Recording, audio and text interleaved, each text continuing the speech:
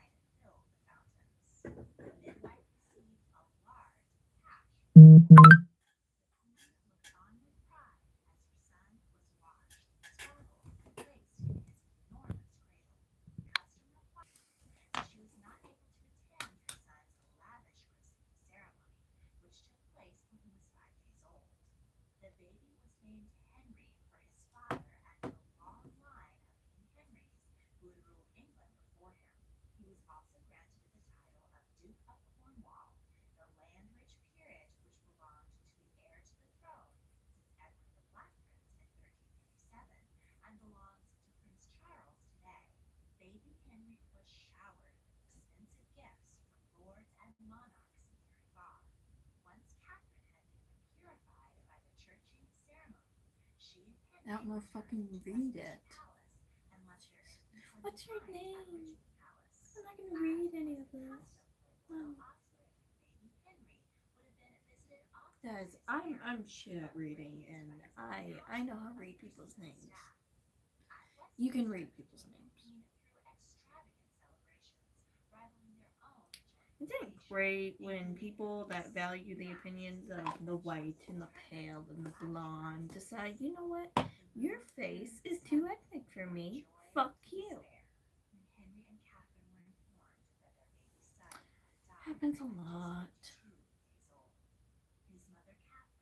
Okay, first of all, if you're going to ask what my Instagram is, use real words.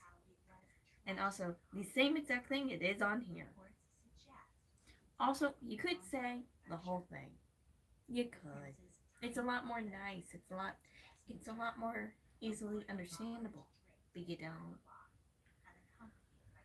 Of course I look cute and mean. I need to have someone sit here and read out my comments to me. That'd be a good job. They would not get paid. I barely get paid.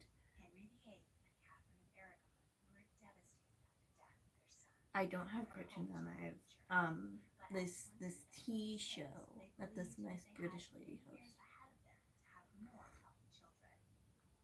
Not me and Boo Boo, who's sleeping right there. Watch. I'm already getting annoyed. Like guys, you can read my name. It's not that hard. Or do what I do and have a fancy little app on your phone tell you words you can't pronounce. I was thinking about that last night about how I have a really hard time pronouncing some words, and I think I figured out why. When I was a little girl, I didn't spend a whole lot of time with people that spoke English fluently, and I think somehow that mixed with the southern accent and fucked up my pronunciation. Yes, yes, she does. There was a point in time where she was very obsessed with Jay Schlatt, fucking Schlatt, that dude from New York, and like, literally one time she was crying and I put him on and she stopped crying.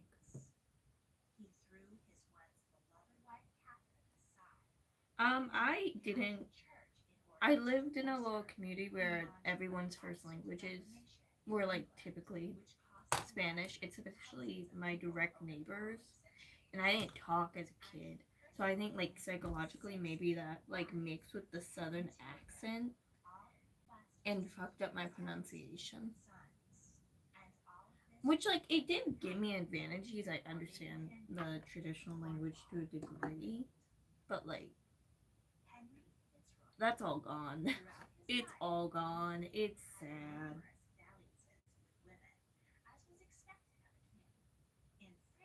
I don't know.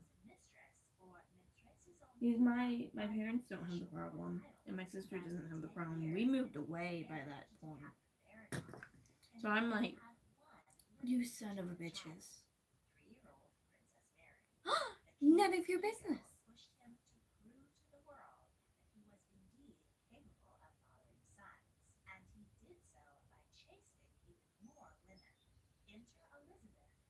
It's birds, it's your chameleon. None of your business.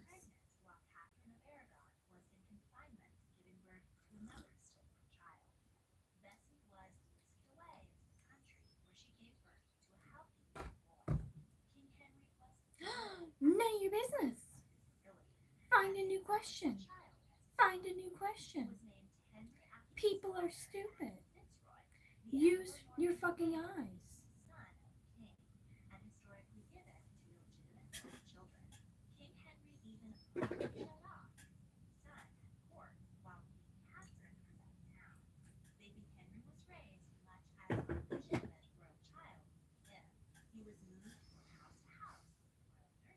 I can't. Not as a little kid, like as a baby, is what I'm saying. Like younger than 4. And they did try to teach me Spanish when I got to high school, but it was like whiteified Spanish, if that makes sense, and like really obvious. And so I got so confused. I legit got so fucking confused. It was bad. Like after like the first semester, I was like, no, I'm not, no, because I got so fucking confused. I do like cartoons. You know what I don't like? Old men asking how old I am every 5 fucking seconds.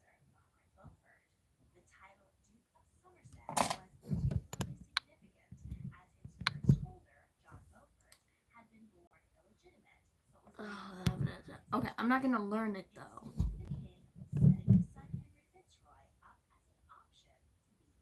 What the fuck, Olivia? Are you okay?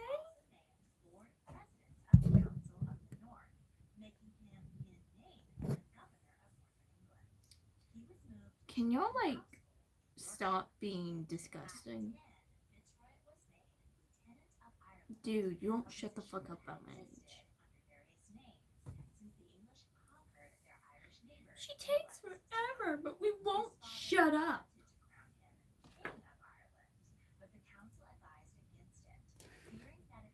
Mm.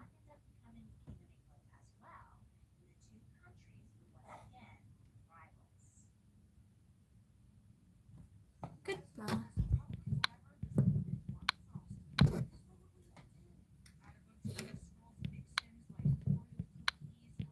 I swear to God, people are stupid. You know what's a great idea to do with your day today? Harass um people on the internet for no real reason.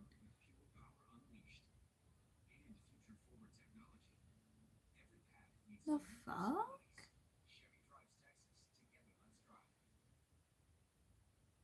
Literally. And then people are like, why is she such a bitch? I don't know why you such a pedo. Like, shut the fuck up. Like, yes, I am legal. A lot of you people seem to think I'm not. And say disgusting shit, which makes you a pedo.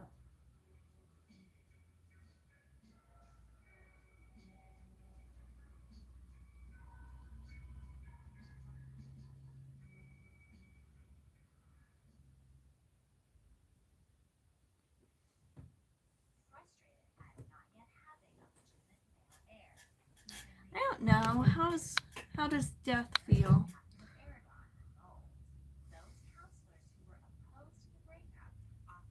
Olivia, don't mind the fucking dickhead teacher you got. Also, summer's coming up. Do y'all have summer when we have summer?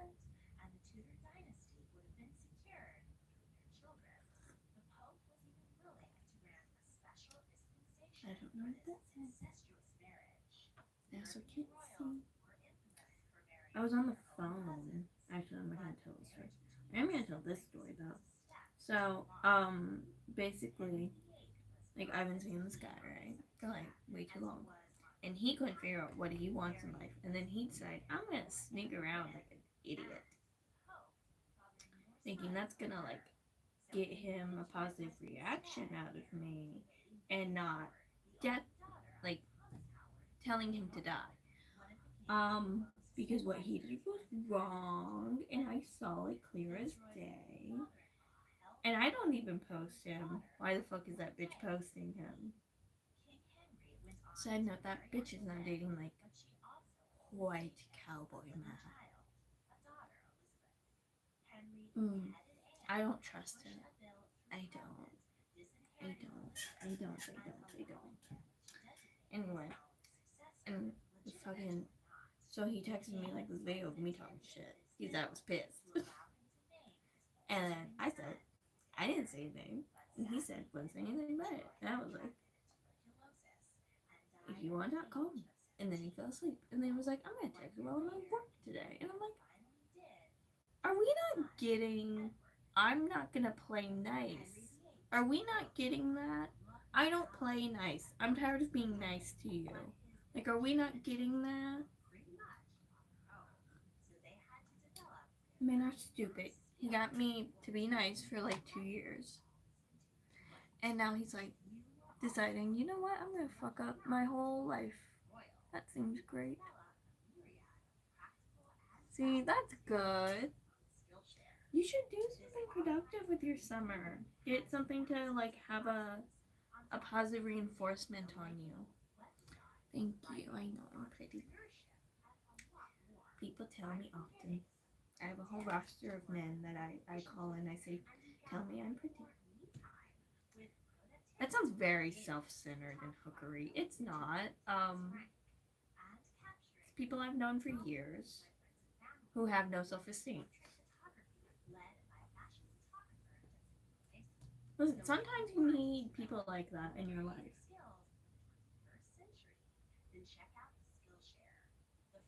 Especially when, like, okay, I was an ugly ass kid. I was ugly as shit. And then I, like, went to high school and was so ugly. And then I got abused. And then a bunch of other shit happened. So, like, God fucking forbid I have a couple men in my phone that calls me pretty. God fucking forbid. Like,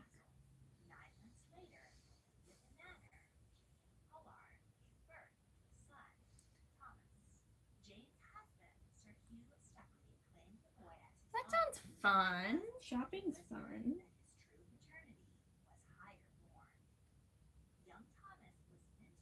Shopping's not fun for me, but I'm like not great in that. Anyway. Side note, one of those men tried to act like he was my boyfriend. And I went, no, you're not. You're 22. I date older. But you gotta meet some requirements, like a job and don't live with your parents.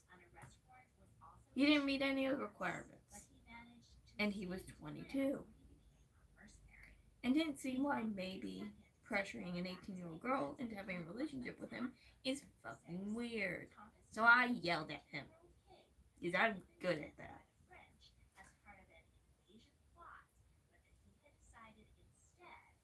I'm gonna act like you're fucking just amazing. Side note, Bible guy.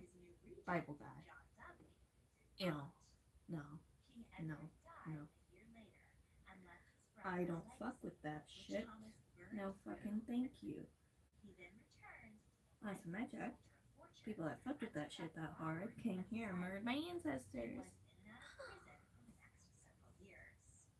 I do. Her name's Winnie. I don't like the Bible. And I don't like men that like the Bible. Because when the men try to fuck me and I don't do it. And they're also like, I think it's this weird, like, psychological fetishy thing. Is like, I'm anti-Bible, I'm anti-organized religion. I don't like it, I don't fuck with it. It has left an icky taste in my mouth ever since I was a wee little girl. Because I would look around and I'd be like, these people that are for the Bible really don't like me that much. Um, anyway. But occasionally, guys are like very much, I go to church every Sunday, and my daddy's a pastor, and blah blah blah blah blah. Will slide into my DMs or follow me on Snapchat or something, and I don't like it. I don't like it.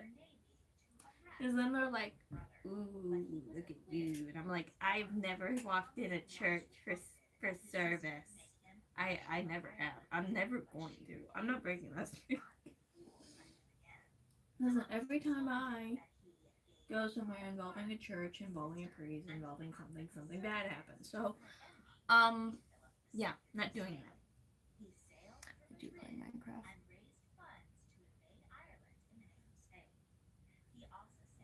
Titans as in the cartoon? Yeah. And, I don't fuck with that. It also gives, like, my dad is a fucking Bible man, and I don't like it. And he is, like, thinking I'm possessed by the devil and shit on a regular basis. And, I would like to not get punched in the face by my future love, because he thinks I should be a God-fearing woman. Not gonna happen. You think that's going to happen? Oh, baby. No, no, no. You and your Bible are going to go die in the ditch if you think you can hide behind it and be a dick.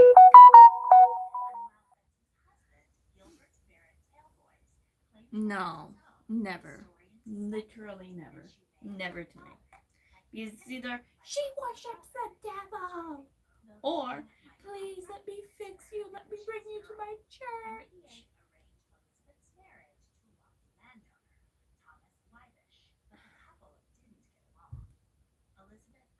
I think that's part of my reason I'm upset with current guy. Is he's fucking like, he's like into the Bible, but he hasn't mentioned the Bible at all. They like follows like a Bible account on fucking Instagram for some reason. Don't know. Don't like it. Really don't like it. Anyway. And he's like, he was fucking cool with this chick, and she was like super into the Bible, but like drank and smoked and like was low key a whore. Nothing wrong with being a whore. Something's wrong with you if you're being a whore, but then you're like, I want to have a conversation face to face with God.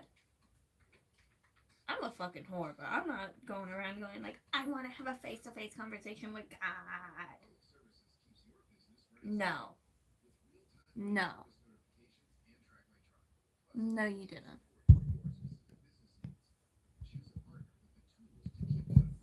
Okay, why would I want to fuck a man that's for the church? I am funny. People need to realize this more. People need to fucking realize this more. I'm fucking hilarious. You might same chick that like tried to steal my boyfriend and tried to fuck the guy I'm talking to now. But she's like, I want to have a face-to-face conversation with God. Something's wrong with you. Something is wrong with you. Bitch, you went on like some sort of vendetta against my high fucking ass. And was like, I wanna have a conversation with God, but we can't talk about the fact I tried to fucking be mad. It failed a lot. It's weird. You can be a whore, or you can be in the Bible, like into the Bible. Those things don't mix. You're using the Bible as a reason to hide behind your own sins and bad behavior.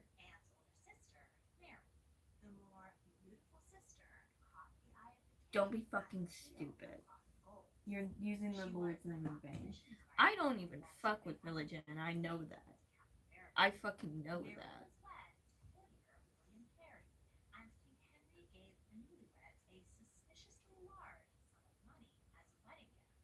Oh, that's fun. Oh, I read moving and I went, that's fun. And I read Jesus and I went, no.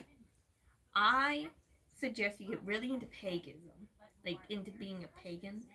He's like, I'm in and out of it. He's like, I like to burn things, but like get super into it, plaster it all over the house, scare the Jesus-y people.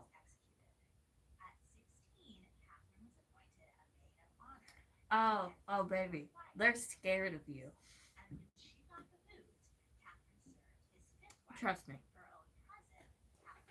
Or you'll experience what I've been experiencing for fucking forever, and religious men will be like, "You're so like, oh my god, like the fucking forbidden fruit." It's not fun. It's very funny to watch them try to hit on me and fail horrendously. He's like, you should come to Sunday service with me, and then I don't do that. But like, you'll learn. I don't care. But if what if he doesn't like me? He doesn't like me. He's made it really clear. If he is real, he does not like me.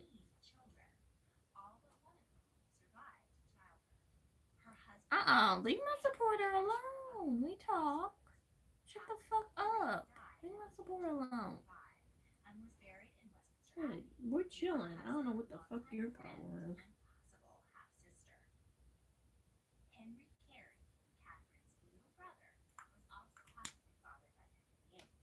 Anyway. Thank you, Olivia. Anyway, so now this guy's like being weird, being like, like, why would you be upset? And I'm like, why would you let another bitch in your car? Also, why would you remind me that you did this? Are you fucking stupid? Like, I'm sitting here, I'm like, he reminded me that he fucked up. Is he fucking stupid? Like, that's my thought process. And now he's like at work and shit, and he's still not making an effort. Like, dude, come on. Come on. Either want me, need me, put in an effort, or shut the fuck up, go away. I'm fixing to go fucking slide into some motherfucker's DMs again. Like, go either put in an effort or go the fuck away. Put in an effort or go the fuck away. You can't put in an effort sometimes. You can put in an effort sometimes and rub my back and love me and care about me, and then like decide, you know what? I'm gonna go fuck up my life. He needs to fucking stop this self-sabotaging shit. Thank you. Thank you so much. But seriously, I'm not even joking. He like keeps doing this shit. He's been doing this shit the entire time we've been talking on and off for like fucking forever. And now I'm like low-key paranoid that like it's some weird psychological shit of like I'm very white looking, but to a lot of white people I'm not white enough looking, and I'm like, dude, what the fuck is your problem? What is happening? That's where I'm at. And I was talking to someone from back in the day. Praise women of color. Y'all have my fucking back, and y'all have always been ear to listen to my crap. Thank you very much. We gotta give them their flowers real quick before I talk.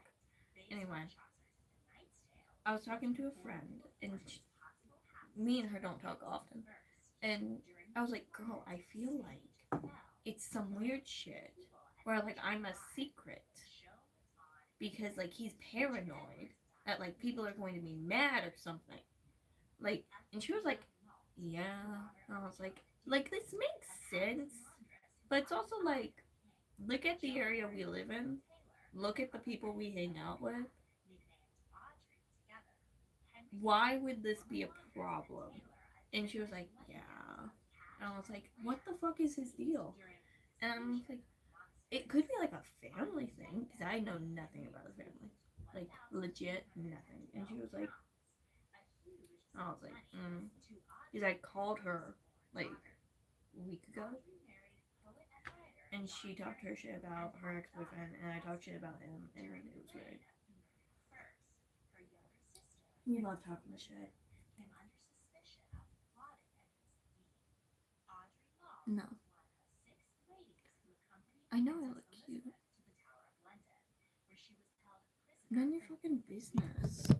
None of your fucking business where I live. Go away. Also, guys, I will go through the private list at like the end of the year, and everyone will get a chance again. But like, let's calm down. I will go through it and undo everyone. I I don't want to deal with it at the moment. Like maybe next month, maybe like in December, somewhere around there.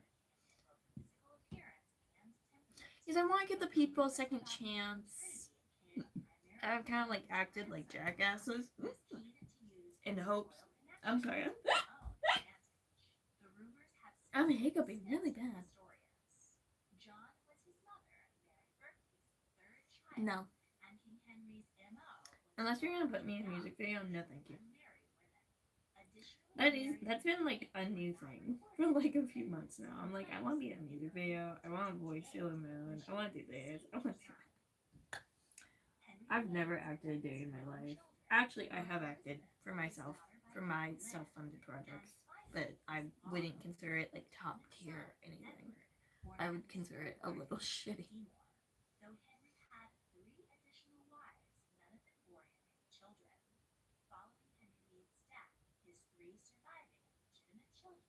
Oh, thank you. I also like it.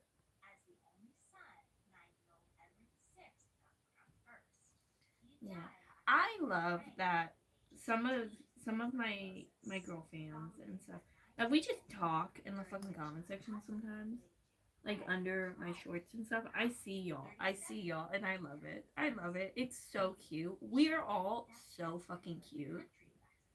It's so fucking cute. I can't even. No, I don't drive cars. I could call somebody and say name a car. Oh, fucking yeah. This also happened. The other day, he was like snapping me because, you know, and I was on the phone on and off with my friend who does this, like something to do with driving cars in a video game for a living. I don't completely get it. It confuses the fuck out of me. And I only know him because we went to high school together. And then we became friends after I left and he dropped out.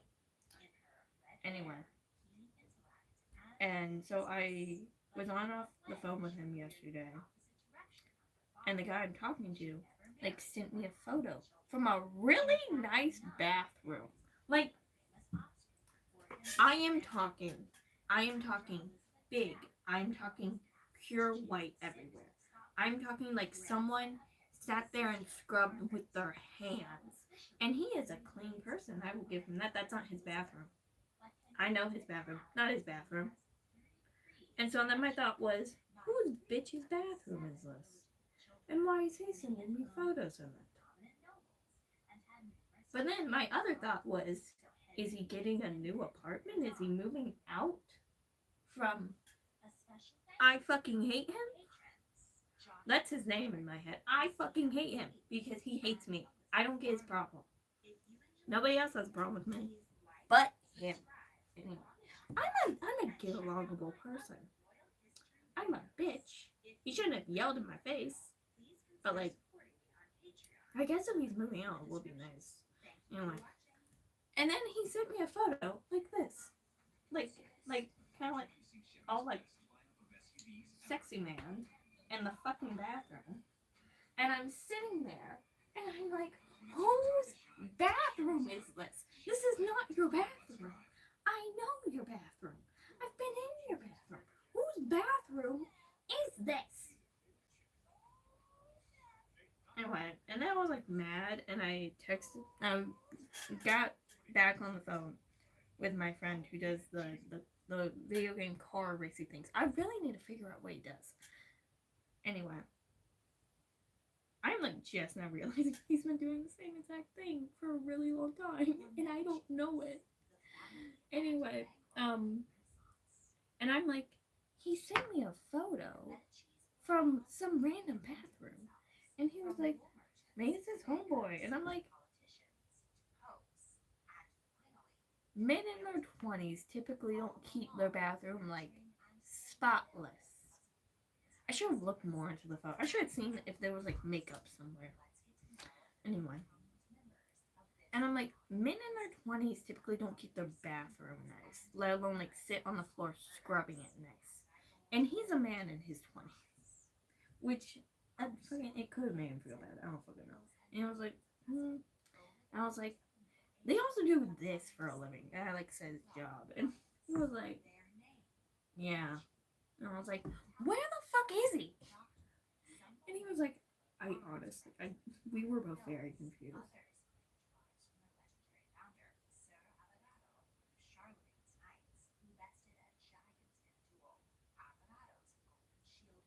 Anyway, I was confused. I don't know how confused he was. I was confused.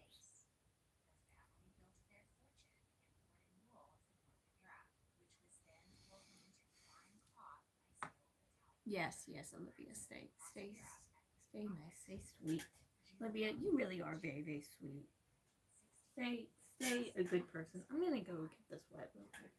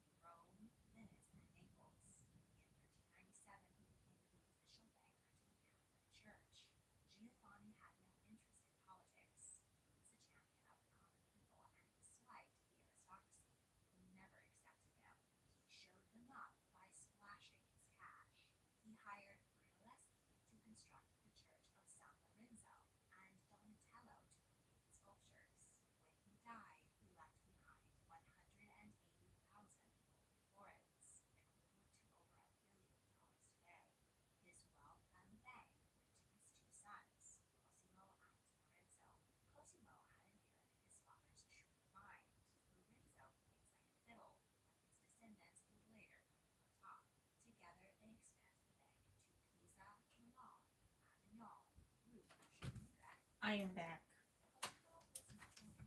Winnie's like, I'm a sleepy little baby cat. What's happening?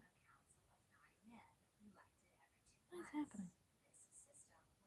Oh, we're asking favorite colors.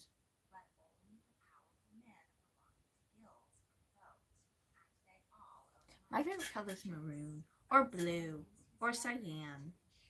I like dark. I don't really wear blue or cyan or um maroon or plums really. I wear a lot of black and a lot of gray. Clearly. It's just like I don't know. Okay, I don't know. Colors aren't great on me. The majority of them wash me the fuck out.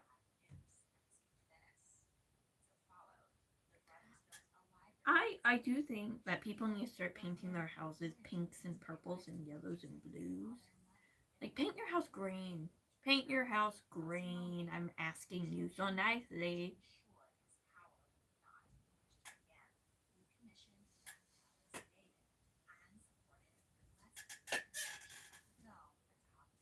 Like, and I'm like, we paint houses colors again.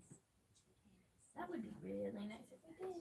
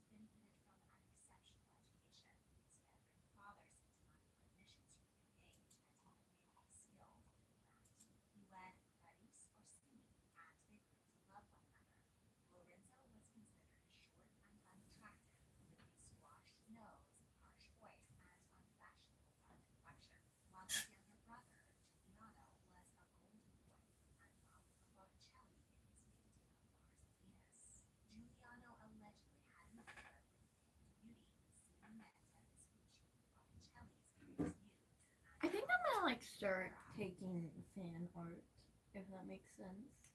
Like people tagging me in their stuff. I'm down to do that. I think I might start doing that. I don't know.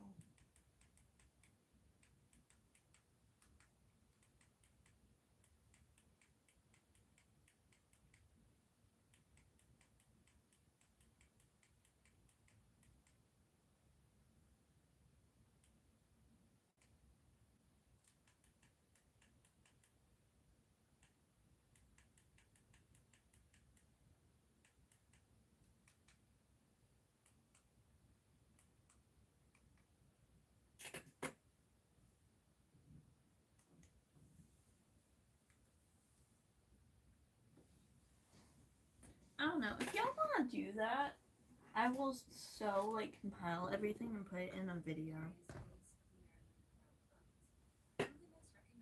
Oh, I forgot. I don't know if they are subscribed to me still or not. There's this person, I can't remember their username right now, but they were subscribed to me. I think I subscribed to them. I think I follow them on Pinterest. But they make these like really pretty drawing situations, and I really like them. I really really like them.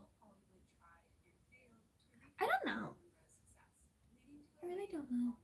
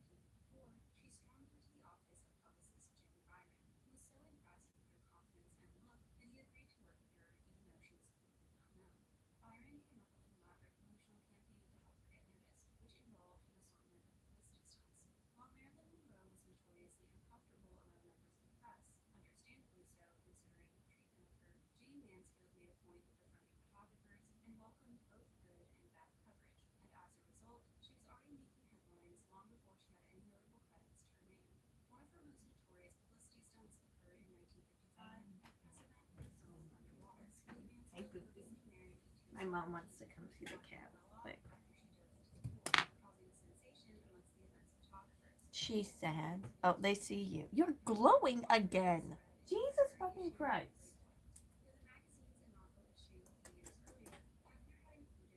I should ring like every nothing. Yeah. Hi, everyone.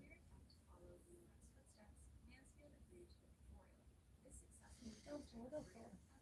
You're so beautiful. Are you sure that's a good furniture?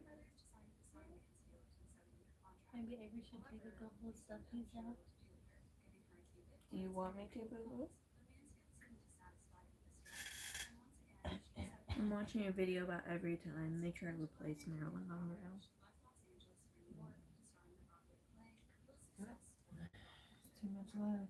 Too much love for them.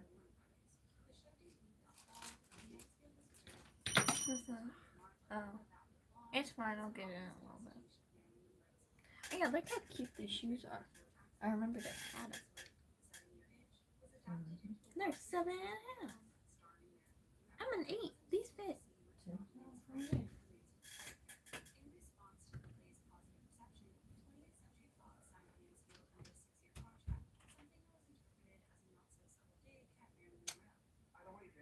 What do you think of Marilyn Monroe?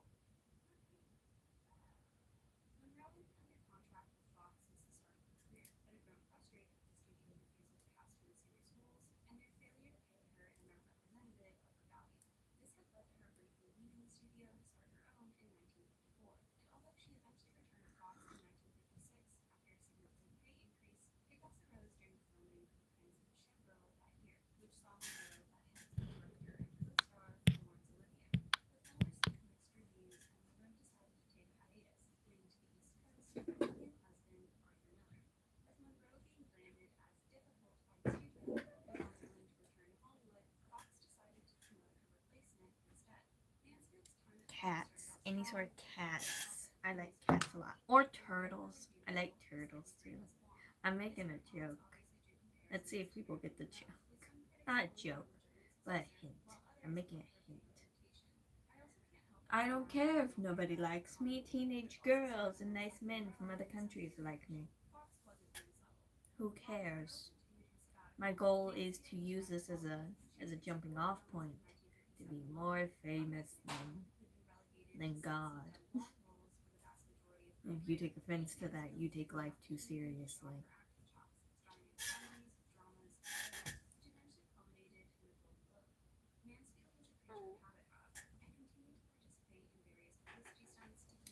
But yeah.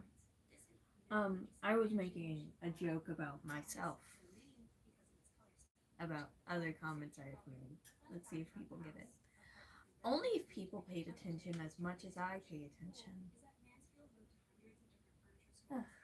It would be great. It would be a very smart, intelligent world.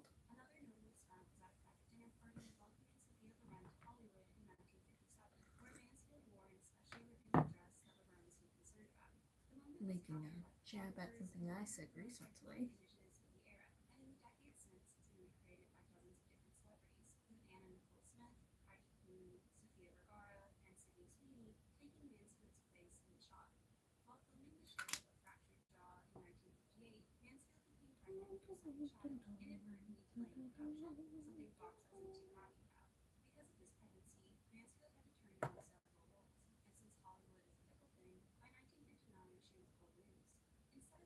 Spider? I don't have a spider.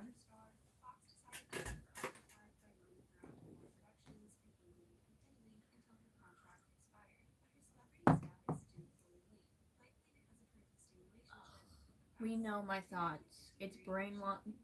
It's fucking pay attention to your kids.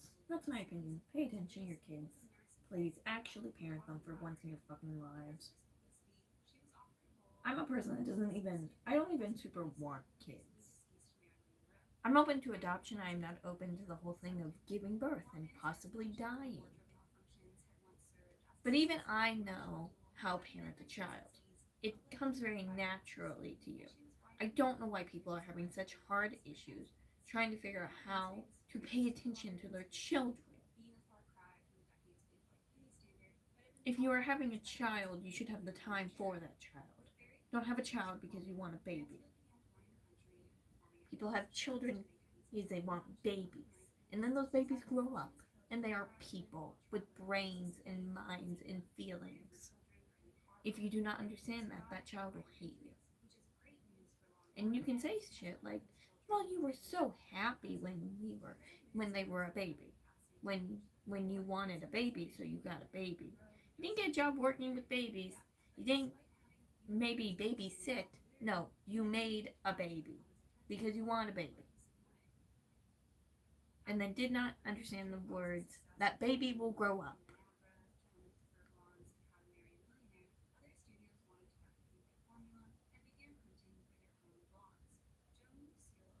Oh.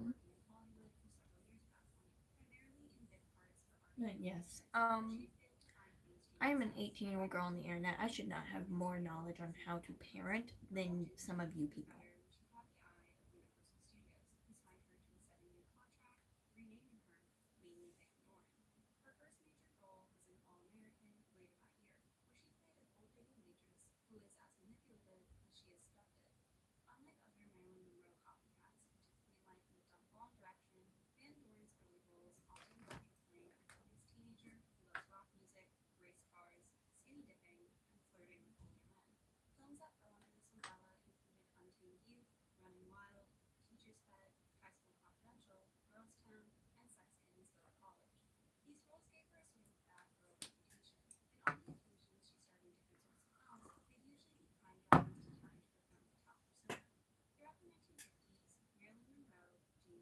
I love the fact that I love the fact that I encourage a sense of community and taking care of one another, and that we do.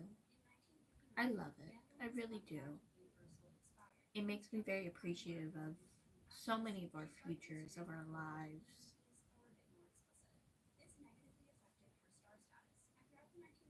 And I hope to some degree I influence people in a positive way. And show them a more realistic world view for the average people. I really hope I do. I know I laugh a lot and I joke about my struggles and shit, but I'm a very emotionally deep person, and I do hope that I get that through to a lot of people because, well, I love you guys. I really do.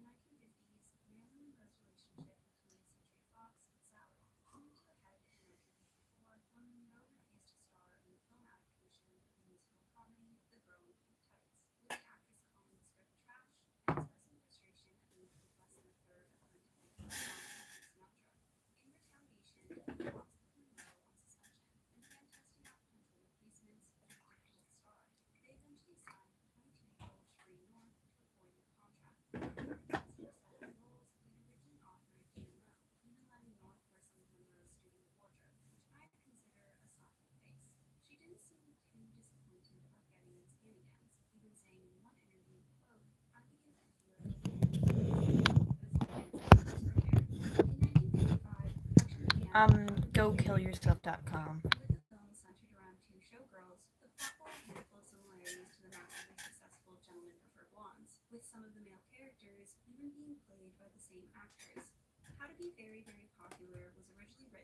Let's really hope that doesn't get me in trouble.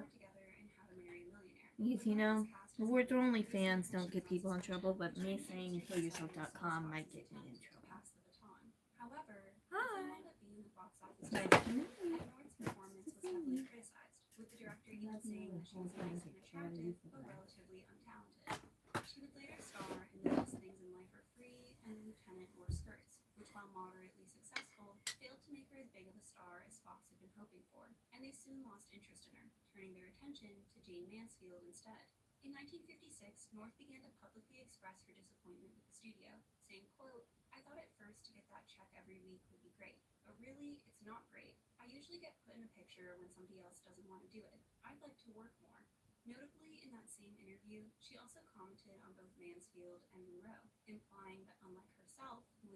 overly voluptuous, they were just fat. That year, she was offered the lead role in The Girl Upstairs, which was intended to parody Monroe's character in The 7-Year Itch, but she declined, resulting in a brief suspension as punishment.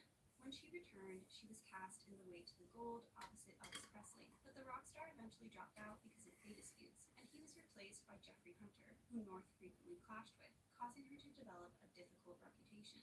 Are we seeing a pattern? She starred in 3 more films while under contract with Fox, but they failed to make her a bona fide star. And in 1958, the studio opted not to renew her contract. People that choose to sexualize me on the basis of the fact I sexualize myself have no emotional intelligence. You have no care for women, no care for life. And frankly enough, if you were sitting there saying, well, she sexualizes herself, yes, I sexualize I-self, as in me. You do not get to. Things like comments as of the sense of OnlyFans, and you should do Pornhub and all this stuff. It's truly just screaming, I want to see you naked. I want to see you naked. I want to see you naked. And it makes me just remember how many of your ancestors probably did not like mine very much and probably did the same exact shit. Because generationally, you people are stupid. Which was inspired by her childhood nickname. In 1959, she was signed to 20th Century Fox. Thank you. I deserve to be on a big screen. I do not deserve to be sexualized in the manner I am, even when I do not sexualize myself. Only 16 years old at the time, this cold but comedic role brought her mainstream attention, and she soon left the show for bigger and better things. In 1960, she filmed 3 movies, Because They're Young, Sex Kittens Go to College, and High Time. I think people that think people can act identical do not understand the deeper meanings of people. So much of what I say and what I do is me hiding my emotional state and hiding myself in a way. But when I stay up all night, I just cry and cry and cry because sometimes the comments do get to me because it is literally the same fucking just shit of opening the tabloid and saying fucked up shit. I don't know exactly what I'm trying to say by that, but people don't realize people are other living human beings with hearts and brains and minds that work. Which makes them think they can say whatever they want, and they cannot. Is hurtful, is harmful, and is going to kill our youth if you do not stop. People are stupid. Truly fucking stupid. No matter how much I say that, people will not realize until I am dead. People often don't realize things are correct until those people are dead. For the next few years, she mainly took on television roles, and she developed a reputation for turning down films that would have seriously upped her star power, like Bonnie and Clyde, Rosemary's Baby, and True Grit. As you can probably tell from these job offers, Weld was widely acknowledged as an accomplished actress, but she didn't seem very interested in stardom, usually signing on for low-budget drama films instead of blockbusters. Not that that was a bad strategy, as she would get a Golden Globe nomination in 1972 for Play It As It Lays, and an Oscar nomination in 1977 for Looking for Mr. Goodbar. She continued acting sporadically throughout the 1980s before slowing down in the 90s, and her last film role was in 2001. Weld's romantic relationships were as much of a talking point in her 40s and 50s as they were when she was a teenager. She dated several notable celebrities, including Al Pacino, Richard Gere, and Mikhail Baryshnikov. Good for her. In 1952, Cleo Moore switched over from RKO Pictures to Columbia, who requested that she bleach her hair platinum blonde. Although clearly intended to compete with Marilyn Monroe, they instead marketed her as the blonde Rita Hayworth, who was also signed with the studio. With her strong features and subdued acting style, she wasn't a great fit for dumb blonde roles, so instead of going the comedy route, she became a regular fixture in film noir. And By that point, the genre was starting to decline. leave people alone. So studios were I appreciate the teenage girls that give me the support on the front lines. I truly do. I see quite a bit of myself in them, and I hope I can protect them the way nobody protected me. Quite literally, not. It's not. To the extent that I have absolutely no idea what she was getting up to. But like a lot of women on this list, she passed at a surprisingly early age, dying of a heart attack in 1973 at the age of 49. While I don't think she actually resembled Marilyn Monroe very much in regard to her looks or mannerisms, I do think she shares a surprising resemblance to Megan Hilty, who famously emulated Monroe in the TV series Smash. While visiting Los Angeles while working as a promotional model, 21-year-old Marilyn Pauline Novak was signed to Columbia Pictures, who changed her name to Kim. In 1954, she was cast in 3 films, receiving high billing for each, a sign that the studio was already dedicated to making her a star. While these were moderate critical and commercial successes, Novak's breakthrough moment came the following year in Picnic, a rom-com that went on to receive 6 Academy Award nominations. For the role, Novak deviated from the blonde bombshell look Then that help your Columbia mother. had initially marketed her as, becoming a sultry yet approachable redhead instead. This worked, that worked. Let's put it together. In fact, when they sent me to the makeup room at the studio the first time, and I sat in the makeup chair, and he looked at me. Let's try a Joan Crawford mouth, and this one's Marilyn Monroe hair, and She had a string of successful movie roles, and she was eventually cast in Alfred Hitchcock's Vertigo after his original lead had to drop out. At that point, Novak had become one of the biggest box office draws, but she felt as though her salary wasn't indicative of her worth, and in protest, she refused to show up to the Vertigo set. She was briefly suspended Thank from you, Columbia Olivia. as punishment for this insubordination. Olivia is one of my They favorite eventually people. relented, giving her a new One of my contract favorites and that give me salary. Although Vertigo support, received at mixed least. reviews I upon think its release in 1958, it's collectively, probably Novak's best remembered role I today, appreciate and is one of my favorite the Hitchcock teenage films girls visually. that support She me way continued more acting than the throughout grown the men. 1960s, Because but the teenage reception girls wasn't are as taking the positive time as to it had been support when she another first got woman. started, with The several men of are her never films supporting being another outright woman. flops, bringing into question her bankability as Okay, an Olivia. actress.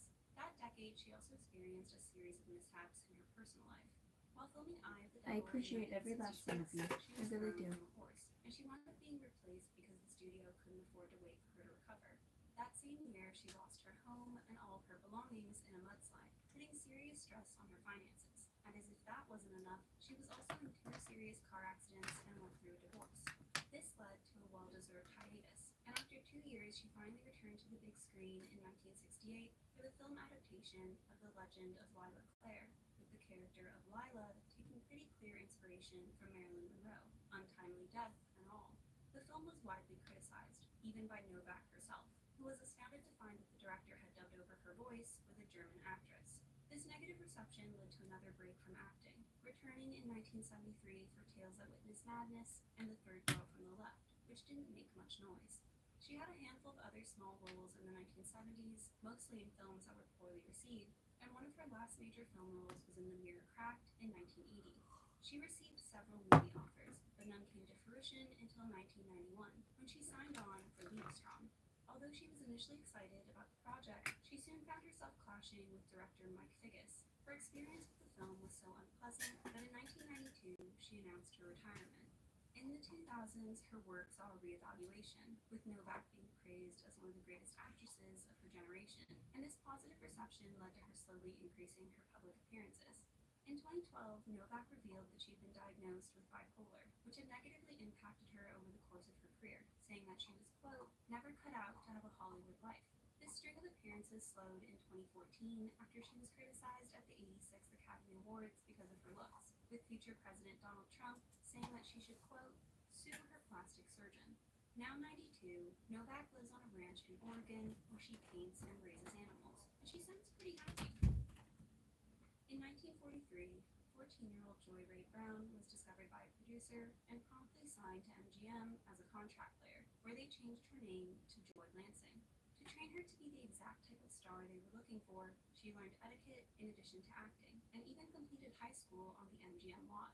Early on, she primarily modeled. She began appearing in uncredited film roles in 1947 when she was 18, with these bit parts continuing until 1956 when she was cast as the female lead in Hot Cars.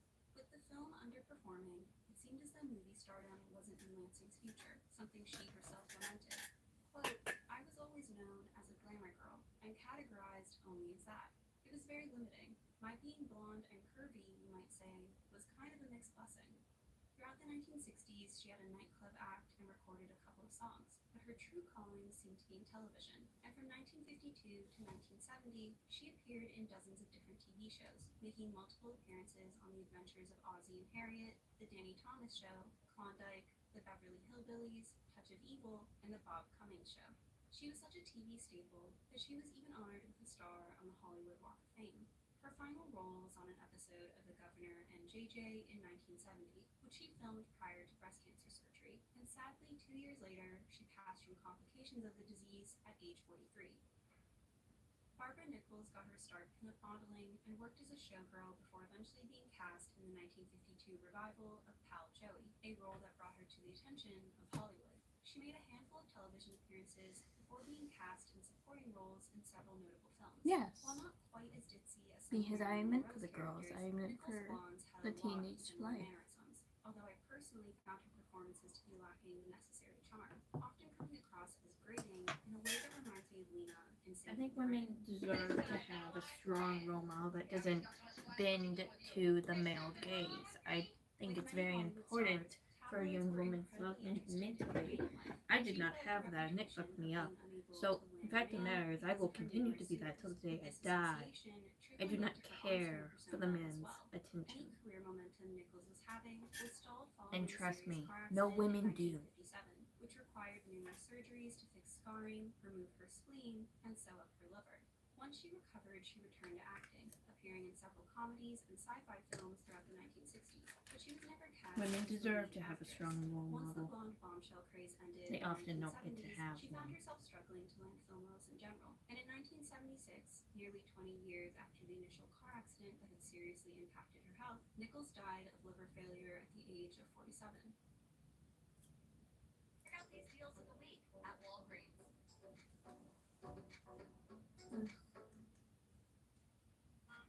Let's do this.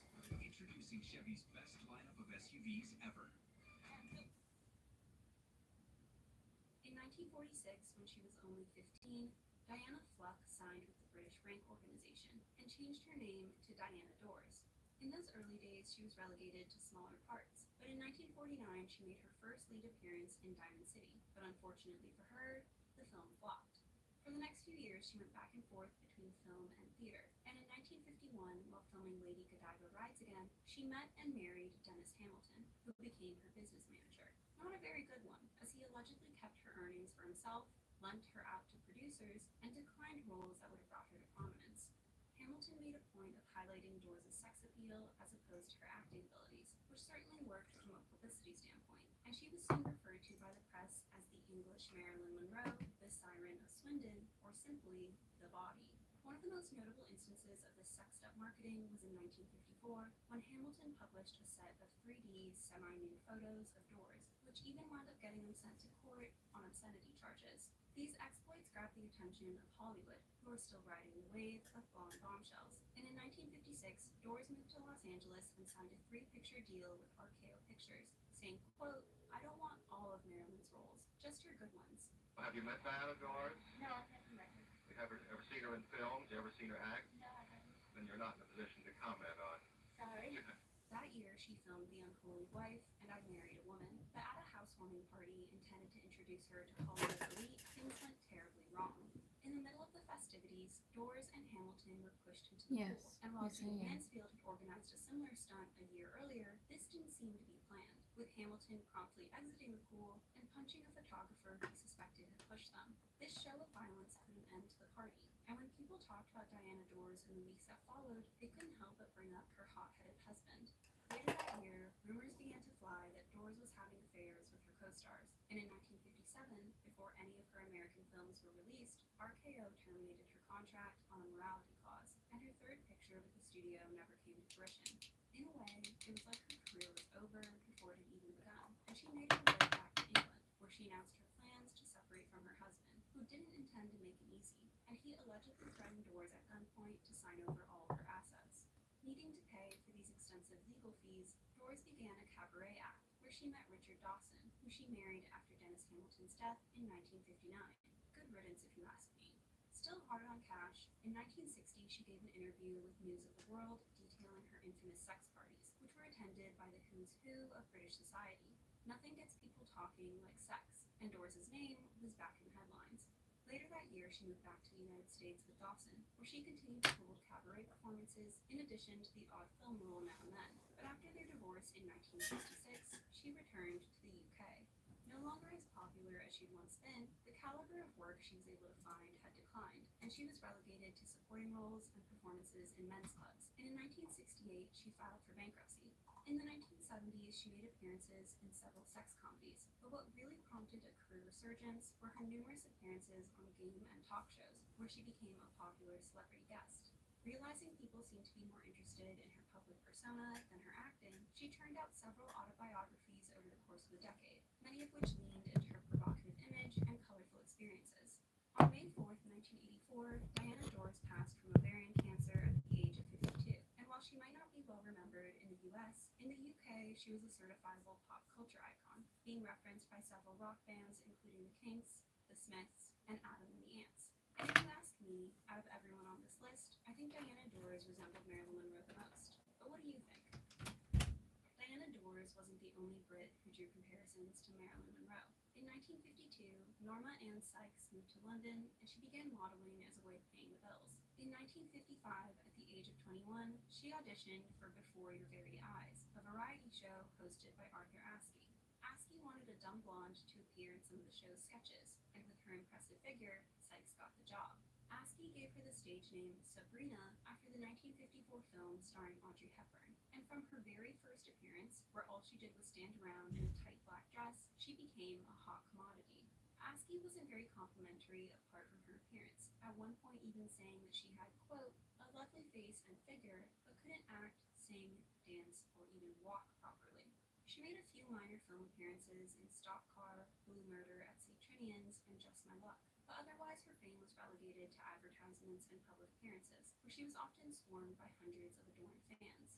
This popularity brought her all over the world, but unfortunately, Sabrina made a grave mistake in 1960 when she made the decision to visit Cuba after being invited by Fidel Castro's new communist government, and the visit saw her widely condemned by the US media and Hollywood, sealing the doors to mainstream stardom. She returned to London, where she insured her breasts for a whopping £300,000, a publicity stunt that had been popularized by Betty Grable years earlier. She continued making public appearances in the UK throughout the 1960s, but in 1967 she moved back to the States after marrying a Hollywood doctor. In 1969, Sabrina made an appearance in the horror film The Ice House, a role that was originally intended for Jane Mansfield but had to be recast following her death.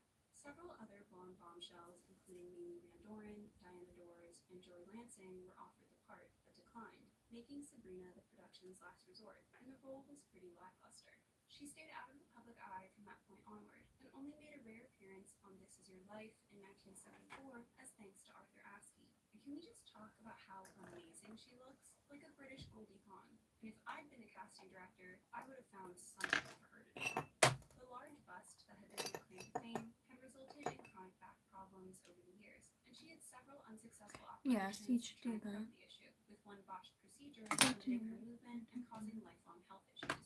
She became a recluse, and in 2016, it was reported that Sabrina had passed away at the age of 80. If a British version of Marilyn Monroe was surprising, then you'll probably be even more shocked to hear that an Italian was once in the running. Berta Lisi began her career in 1953 when she was only 17, and for the next few years her film roles revolved around her sex appeal and mature appearance. She remained a staple of the Italian film industry for the next decade, and after all of that hard work, in 1963 she was offered a role as Bond girl Tatiana Romanova in From Russia with Love, but turned it down. However, she did seem open to the idea of working with Hollywood, and in 1965 she made her way to the States.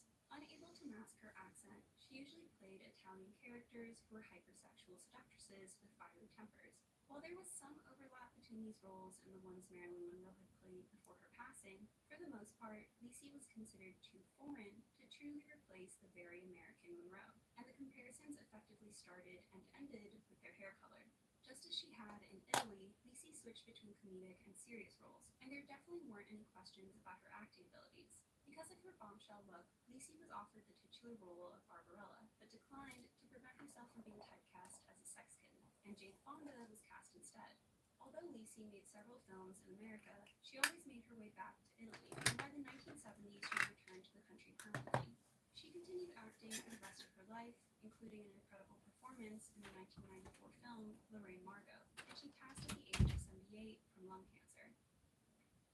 Kirsten Anita Marianne Eckberg, who went by Anita, was born born in Sweden in 1931. As a teenager, she worked as a fashion model, and at her mother's urging, when she was 19, she entered the Miss Sweden beauty pageant, which she won, and she later traveled to the United States to compete for Miss Universe. Although she didn't win, one of the pageant's consolation prizes included a contract with Universal Studios as a starlet in training. She made a few film appearances in 1953, all non-speaking as her English was rather limited, but for the most part, she goofed off, skipping many of the lessons intended to transform her into a great actress, and after only 6 months, Universal dropped her. While she didn't have much of an interest in acting initially, she continued living in the United States as a model, and was even considered one of the most popular pinup girls of the era, right alongside Marilyn Monroe and Kim Novak. Ekberg also captured the attention of gossip magazines, who were fascinated by her flings with Hollywood's leading men, some who were single, and some who weren't. Her breakout film role was in Paramount's 1956 adaptation of War and Peace, where she appeared alongside Audrey Hepburn and Mel Ferrer, and she followed up the film with a handful of other dramatic performances. Her star power had increased to the point that she was even invited to that year's Royal Film Performance, a movie screening attended by members of the British royal family. That year, several blonde bombshells attended, including Marilyn Monroe, Sabrina, and Bridget Bardot, which resulted in more eyes on the event than usual. You couldn't ask for better publicity. In 1959, Ekberg went to Italy to film Sheba and the Gladiator, a run-of-the-mill sword and sandal picture, and she decided to stay in the country an additional year after being offered a role in La Dolce Vita. In the film, she played Sylvia Rank, an actress whose fame and beauty captivate the male lead, and the sequence where she splashes around in the Trevi Fountain is considered one of the most iconic scenes in the entire history of cinema, and it continues to be referenced to this day. The success of the film made Ekberg a superstar, and as if feeling more kinship with Italians than Americans, she relocated to Rome shortly after, and throughout the 1960s, the vast majority of her work was filmed in Europe. Although she was Swedish, after years living in Italy and starring in some of their most seminal films, she became one of the country's most beloved cultural figures. In the 1990s, she retired from acting and lived a quiet life away from the cameras, but in the 2010s, she had a string of bad luck. In 2011, she broke her hip, resulting in her being wheelchair-bound, and while recovering in the hospital, her home was broken into and burgled, with many of her valuables never being recovered. To top it all off, her home was also damaged in a fire, making her unable to continue living in it. Destitute and disabled, she asked for assistance from fans. She was eventually moved to a care facility where she remained until January 11, 2015, where she passed at the age of 83.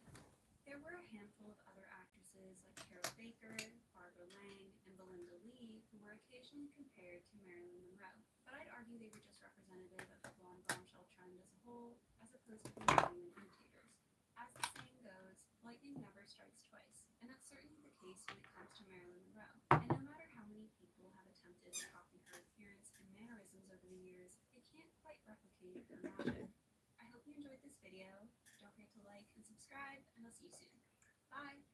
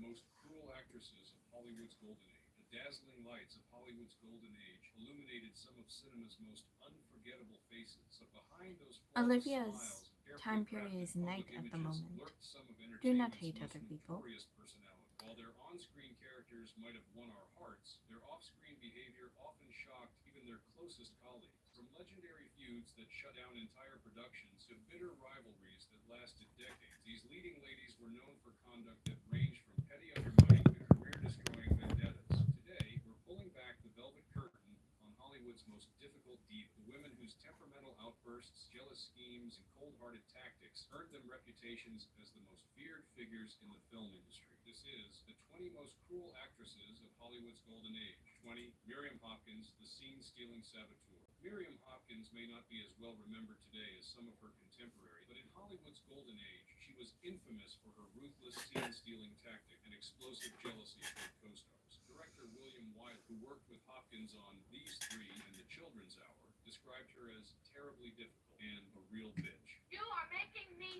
sick. Her reputation for sabotaging other actresses became so notorious that many top stars refused to work with her. Hopkins' most legendary feud was with Betty Davis, with whom she made 2 films. During the production of The Old Maid, Hopkins deliberately tried to upstage Davis by moving around during Davis's close-ups, forcing retakes and trying to distract from her co-star's performance. Davis later said of Hopkins, "Miriam used every trick in the book. I became fascinated watching her, and I learned a lot about what not to do when working with another actress." Hopkins was also known for demanding extensive rewrites to give herself more lines and better scenes, often at the expense of her co-stars. Her jealousy was so intense that when she believed a colleague was receiving more attention or better lighting, she would reportedly throw tantrums that could shut down production for hours. Studio executives kept hiring Hopkins despite her difficult behavior because of her undeniable talent, but her reputation for cruelty eventually contributed to her career decline as younger, more cooperative actresses were given preference for top roles. 19. Constance Bennett, the calculated class warrior. Constance Bennett was Hollywood royalty, who never let anyone forget it. The highest paid actress in early 1930, Hollywood commanded $30,000 per week at her peak, and her attitude matched her salary. Bennett was notorious for her deliberate cruelty to crew members, whom she considered beneath her notice. She would refuse to learn their names, instead snapping her fingers and pointing when she wanted something. One famous story involves Bennett stepping on a crew member's hand as he adjusted a cable, then walking away without acknowledgement when he cried out in pain. Her special targets were younger actresses, whom she viewed as threats. Joan Crawford, no stranger to difficult behavior herself, called Bennett the most conceited, self-centered actress ever to walk through a studio gate. Bennett's weapon of choice was her razor-sharp tongue. She regularly reduced young actresses to tears with devastatingly personal comments about their appearance, talent, or background. When a nervous newcomer flubbed a line while shooting with Bennett, she reportedly said, "I'm not surprised they dragged you in from whatever little town you came from, but I am surprised they expect you to speak." Her calculated cruelty extended to her family relationships as well. Her sisters, Joan and Barbara Bennett, both claimed Constance would deliberately try to sabotage their careers, including spreading negative rumors to studio executives and attempting to block them from roles. 18. Susan Hayward, the fiery-tempered redhead. Susan Hayward's explosive temper and vindictive streaks were as fiery as Drawing a famous would require redhead. what? Known for A pen, melodramatic pencil, roles that often won her crayon. critical acclaim, You would Hayward not brought get that same type of intense pigment drama to her off-screen with relationships. drawing Crews on a dreaded wall. working with Hayward due to her unpredictable Let alone outbursts. wall She with would a throw what? props, scream at directors, Shiny and finish, deliberately sabotage concerning the takes retail if she paint? felt slighted in any way. During the Please, filming I of beg I of you, Want to Live, learn. ironically the film that won her an Oscar, she reportedly had 3 different makeup artists fired for the tiniest perceived mistakes. Robert Mitchum, her co-star in several films, once said, "Working with Susan Hayward is like working in a cage with a tigress. You never know when she'll spring, but you're damn sure she will." Hayward was particularly cruel to supporting actresses, whom she viewed as competitors for audience attention. She would deliberately speak softly during rehearsals, then project loudly during actual takes, throwing off the timing of other performers. She also insisted that no supporting actress could wear the color red on set, claiming it was her color and would distract from her performance. Her personal life was equally tumultuous. During her bitter divorce from actor Jess Barker, she restricted his access to their twin sons and reportedly told the boys their father didn't care about them. The custody battle was so vicious that at one point Barker attempted suicide. 17, Betty Davis, the calculated terror. While often remembered today as a feminist icon who fought the studio system, Betty Davis earned a well-documented reputation as one of Hollywood's most deliberately difficult stars, particularly toward actresses she viewed as rivals or incompetent. Davis's calculated cruelty was most evident in her treatment of co-stars she didn't respect. During filming of Beyond the Forest, she was so dismissive of her leading man, Joseph Cotten, that director King Vidor had to repeatedly ask her to stop rolling her eyes during Cotton's close-ups. On the set of All About Eve, Davis tormented a young Marilyn Monroe, whom she considered an untalented starlet. Davis would loudly criticize Monroe's acting ability and deliberately destroy takes by making mistakes whenever Monroe performed well, forcing the less experienced actress to repeat emotionally draining scenes. Even established stars weren't safe. When working with Susan Hayward on Where Love Has Gone, the set became a battleground. Davis would constantly question Hayward's interpretation of scenes in front of the entire crew, undermining her confidence and authority. Her most infamous act of on-set cruelty came during Whatever Happened to Baby Jane, where her decades-long feud with Joan Crawford reached new heights. Davis reportedly installed a Coca-Cola machine on set, knowing Crawford's late husband had been the CEO of Pepsi, and during a scene that required her to drag Crawford, Davis actually kicked Crawford in the head, resulting in stitching. Davis defended her difficult behavior throughout her life, once famously stating, "Until you're known in my profession as a monster, you're not a star." She viewed kindness as weakness in Hollywood's competitive environment and weaponized her reputation for cruelty to maintain her position at the top. 16. Tallulah Bankhead, the equal opportunity tormentor. Tallulah Bankhead's acerbic wit and outrageous behavior made her a Hollywood legend, but also one of its most feared figures. Her cruelty was democratic. She targeted everyone from stagehands to leading men with her vicious barbs and deliberate humiliations. Bankhead's weapon of choice was public embarrassment. She would interrupt scenes to loudly criticize other actors' techniques or appearance, often using explicit language that shocked even hardened film crews. During rehearsals for Lifeboat, she reportedly reduced a young actor to tears by announcing to everyone, "Darling, your acting is so bad it would make a vulture vomit." Her deliberate upstaging techniques became legendary. She would move during other actors' close-ups, deliberately flub lines during their best takes, or suddenly change her performance style without warning, making it impossible for co-stars to react appropriately. Alfred Hitchcock, who directed Bankhead in Lifeboat, noted that she seemed to take particular delight in making life difficult for anyone she considered beneath her, which was virtually everyone. Crew members recalled her demanding impossible tasks and then berating them publicly when they couldn't comply. Bankhead's cruelty extended to her personal relationships. She would invite friends to parties, specifically to humiliate them with stories of their past failures or indiscretions. Many former friends spoke of Tallulah's torture sessions, evenings where she would get drunk and systematically insult each guest for her own amusement. 15. Vivien Leigh, the bipolar perfectionist. Vivien Leigh created two of cinema's most iconic characters in Scarlett O'Hara and Blanche Dubois, but her off-screen behavior was often as dramatic as these fictional roles.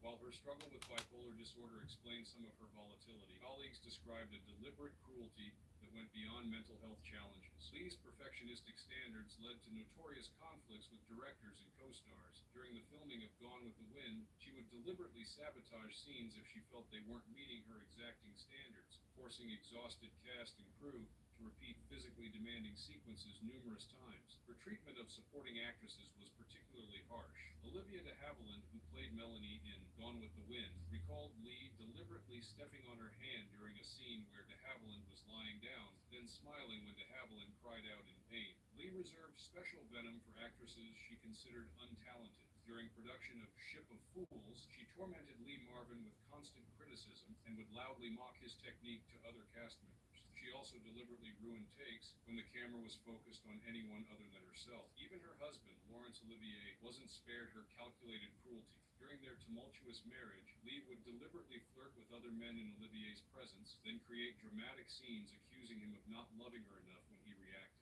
Friends described her as taking obvious pleasure in manipulating Olivier's emotions, while later understanding of Leigh's bipolar disorder has created more sympathy for her volatile behavior. Contemporaries noted that her cruelty often seemed most calculated when she was not experiencing a manic or depressive episode, suggesting that some of her difficult behavior was strategic rather than solely the result of mental illness. 14. Paulette Goddard, the Machiavellian manipulator. Paulette Goddard's beautiful face masked one of Hollywood's most calculating minds. Her rise from Ziegfeld girl to major star wasn't just due to her talent, it was the result of a ruthlessly strategic approach to relationships that left numerous casualties in its wake. Goddard's cruelty manifested differently than some of Hollywood's more publicly volatile stars. Rather than explosive outbursts, she specialized in behind-the-scenes manipulation and carefully planned social sabotage. She would befriend other actresses, gain their confidence, then use their secrets to undermine them with studio executives. During her marriage to Charlie Chaplin, Goddard deliberately isolated him from longtime friends and colleagues who might question her influence. Those who worked in the Chaplin household reported that she would intercept messages, forget to pass along important information, and gradually poison Chaplin against anyone she viewed as a threat to her control.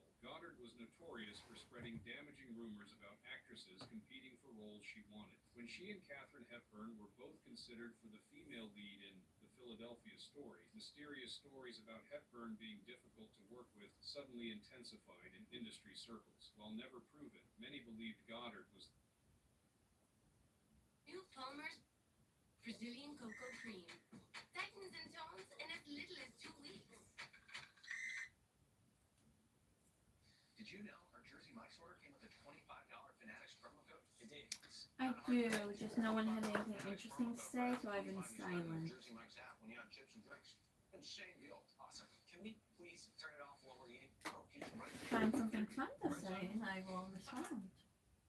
Everyone said I wouldn't find quality teaching. How cute is this patch of fabric I found? Little baby owl. School of Education Hello, offers Owl. 30 respected education degree creepy. programs and has CAEP and AAQEP accreditation. The same accreditations as schools charging money.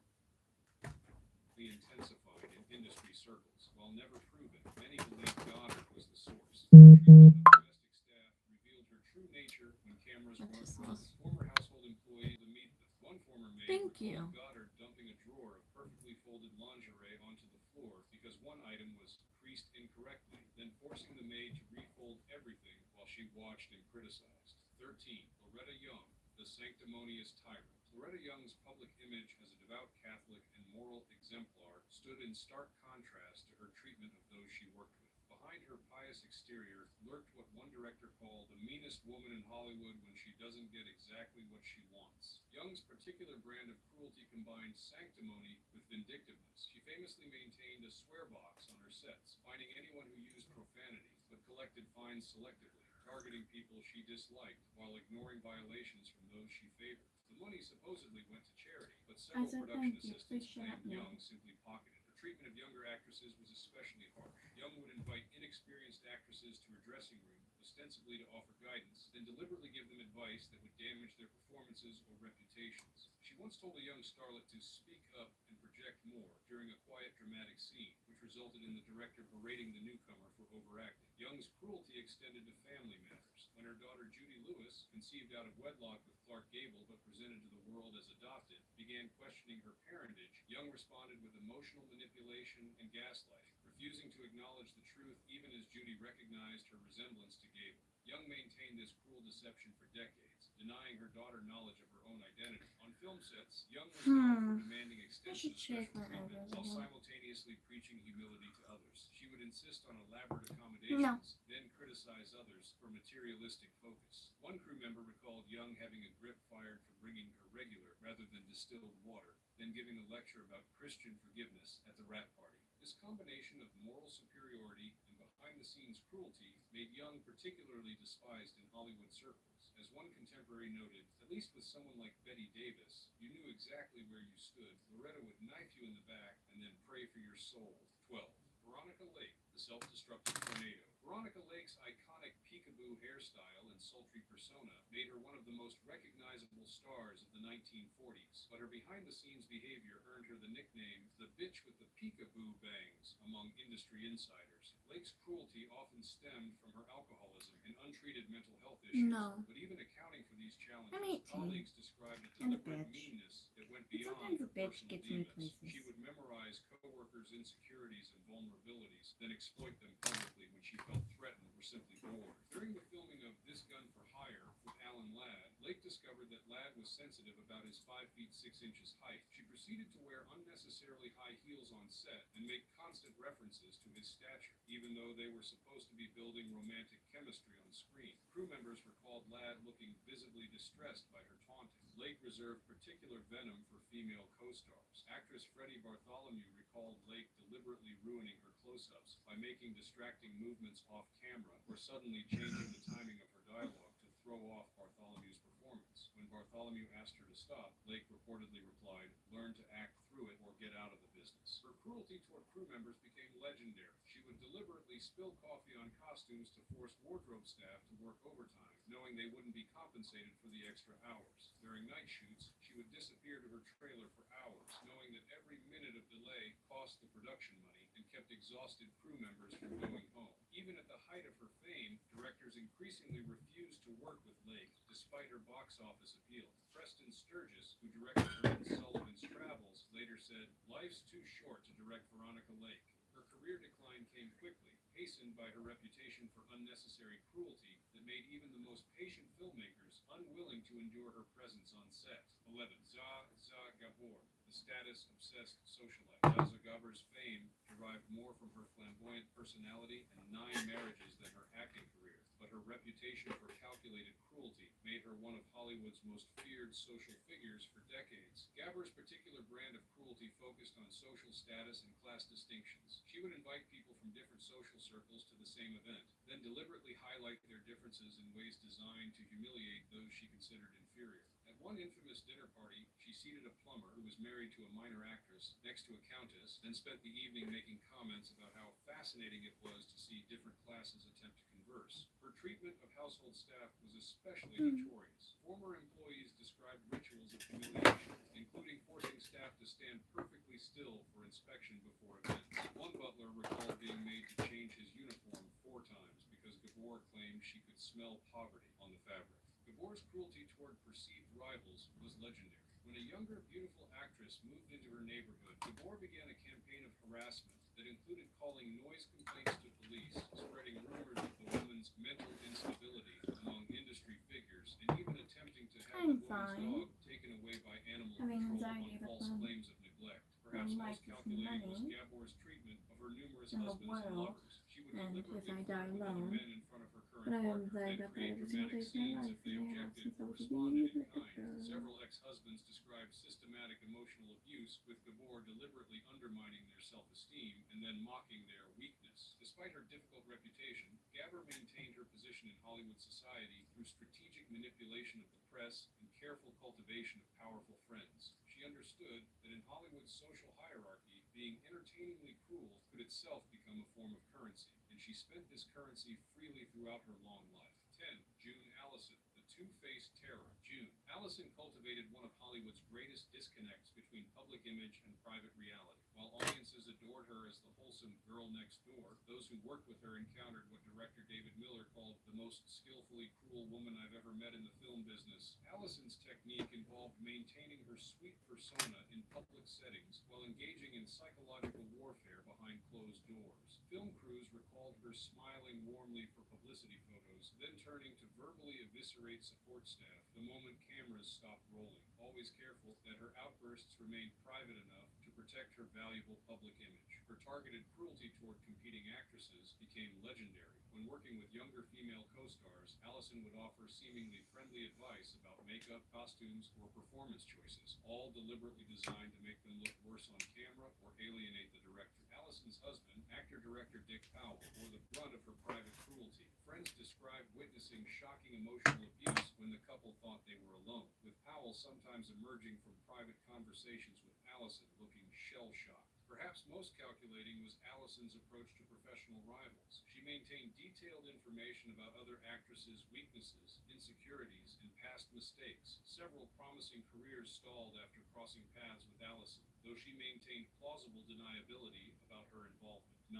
Ginger Rogers, The Perfectionist's Revenge. While forever linked with Fred Astaire in the public imagination, Ginger Rogers' off-screen reputation was far removed from her elegant on-screen persona. Those who worked with her described a coldly calculating woman whose perfectionism manifested as deliberate cruelty toward anyone she felt was performing below her exacting standards. Rogers' most consistent targets were dancers and choreographers. She would deliberately humiliate dancers who made minor mistakes. Numerous dancers recalled breaking down in tears after Rogers' methodical public dissections of their technique. Her cruelty extended to co-stars who received positive attention. Rogers reserved particular venom for costume and makeup staff. She would demand complex changes minutes before shooting, knowing they were impossible to execute in the available time, then loudly berate the staff for incompetence when they couldn't meet her demands. One makeup artist recalled Rogers deliberately washing off her completed makeup just before a scene, then complaining to producers about delays caused by the makeup department. Even Fred Astaire, known for his professionalism and generally good relationships with co-stars, eventually requested not to work with Rogers again, despite their immense popularity as a duo. While publicly diplomatic, privately Astaire told friends that Rogers' treatment of crew members and supporting cast had become too difficult to witness. Rogers justified her behavior as necessary perfectionism, once telling a producer, "Mediocrity should be painful.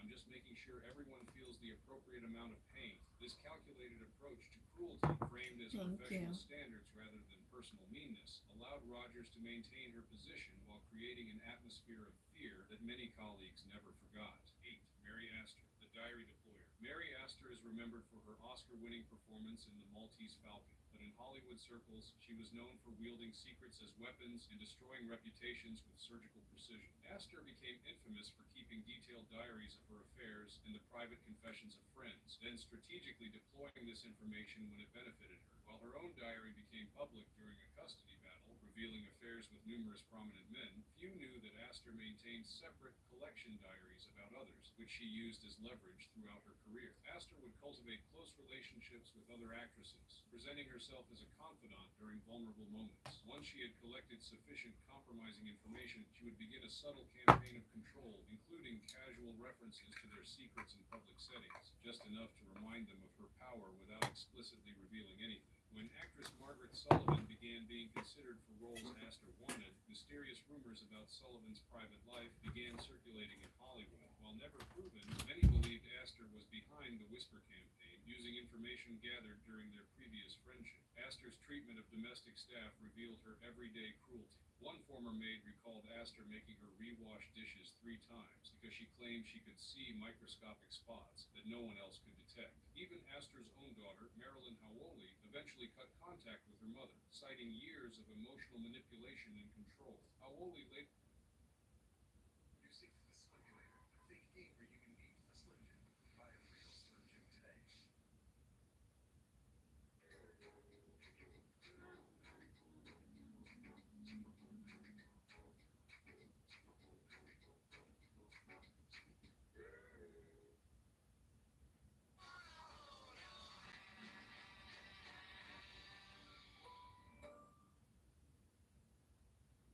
Wherever the road takes you, Chevy is ready to drive you forward.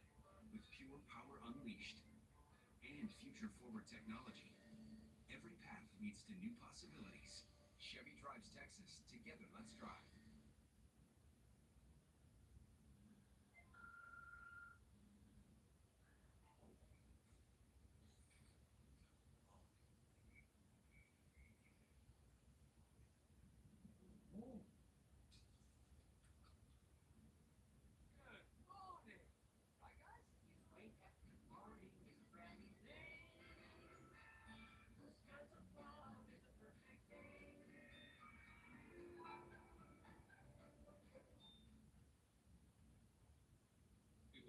described growing up with a mother who collected people's weaknesses the way others collect stamps, and enjoyed watching people squirm when she hinted at what she knew about them. 7. Gene Tierney, The Beautiful Nightmare. Gene Tierney's extraordinary beauty and talent in films like Laura and Leave Her to Heaven masked what co-workers described as the most unpredictable and deliberately vicious woman in Hollywood. While Tierney's later diagnosed bipolar disorder explains some of her volatility, colleagues consistently described calculated cruelty that went beyond mental health challenges. She would identify others' insecurities with remarkable precision, then exploit them in public settings designed to cause maximum humiliation. Tierney's treatment of supporting actresses was particularly brutal. If she felt another woman might draw attention away from her, she would deploy a systematic campaign of undermining. Her relationships with directors were equally fraught. When Otto Preminger suggested a different approach to a scene in Laura, Tierney began a whisper campaign suggesting he was behaving inappropriately toward female cast members. The rumors false nature My was mommy's established. making me Perhaps most oatmeal. disturbing was Tierney's treatment of her daughter Daria, who was born with severe disabilities after Tierney was exposed to rubella during pregnancy. While Tierney publicly presented as a devoted mother, private accounts suggest she often blamed the child for damaging her figure and career, sometimes leaving Daria with caregivers for months without visits. While Tierney's mental health struggles have created more sympathetic modern assessments of her behavior, contemporaries noted that her cruelty often seemed most calculated during her stable periods, suggesting that some of her difficult behavior was strategic rather than solely the result of bipolar disorder. 6.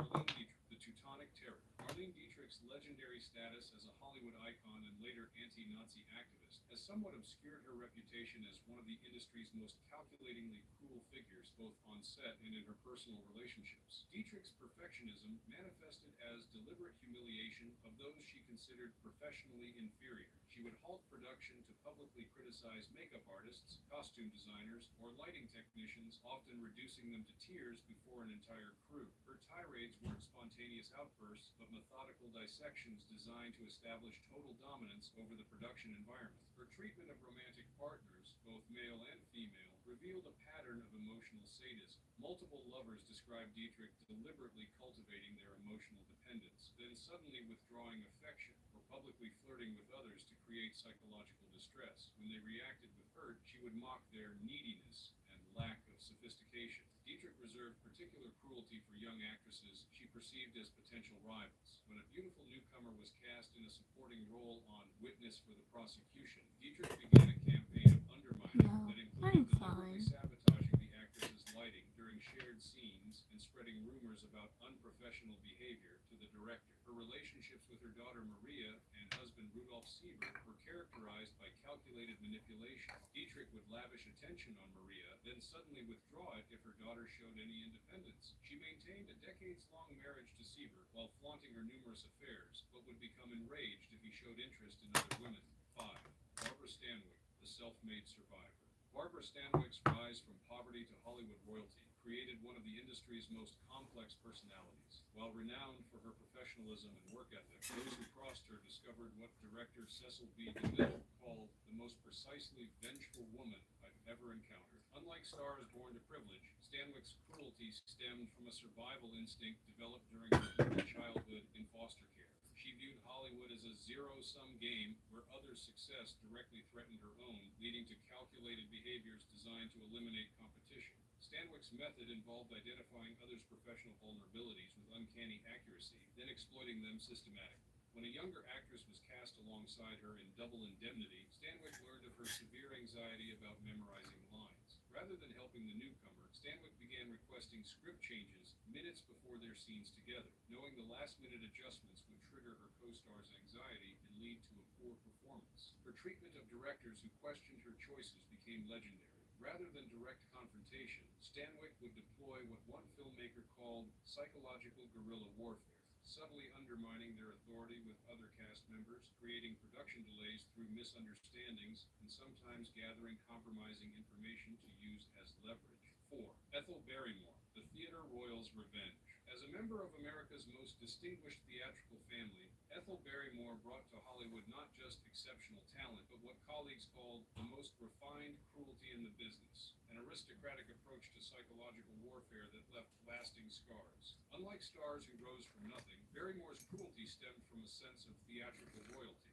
She viewed most Hollywood actors as inherently inferior to those with stage training, and her methodical I humiliation changed of the film actors often angle focused on because their y'all used perceived to be technical here and now y'all are deficiencies. here because I Barrymore can would see better on deliberately that side. undermine less experienced Kind of actors through a recently technique contemporaries because I called the rearranged some royal stuff. displacement. During rehearsals, she would practice one approach to a scene, establishing a rhythm her co-stars adjusted to. Then, during actual filming, she would completely change her timing, emotional level, and sometimes even rephrase her dialogue, making their carefully practiced responses appear awkward or amateurish. Her treatment of directors without theatrical backgrounds was particularly calculated. Rather than open confrontation, she would publicly defer to their authority while simultaneously undermining it through subtle facial expressions or slight pauses that communicated her disdain to the entire set. One director recalled, "She could make you question your entire career with just a raised eyebrow." Barrymore reserved special cruelty for younger actresses from common backgrounds who showed promise. She would initially take them under her wing, offering seemingly supportive advice that actually undermined their confidence or pushed them toward choices that would damage their careers. 3. Jean Arthur, the pathological perfectionist. Jean Arthur's screen persona as the warm, funny girl with a distinct Thank voice you. stands in stark contrast to what director Frank Capra called the most genuinely difficult human being. Arthur's extreme anxiety and pathological perfectionism manifested as systematic cruelty toward those she felt were compromising her performances. Unlike stars who No, stepped because into men each step, infuriate even my Arthur's bones. came from a crippling fear of imperfection that she projected onto others through calculated control mechanisms. Her treatment of supporting actors became notorious in Hollywood. If she felt someone might No, not thank focus you. on her performance, she would deploy a methodical campaign of undermining, including deliberately No, throwing thank off you. the time, making last-minute script change requests, or even sabotaging her costumes No, or makeup. God One fucking actor no, I'm reported Arthur 18. accidentally spilling coffee And on I his costume fucking was like, during you know some what? Instead of filming. driving, I'm gonna hop out of the baby. Fuck no.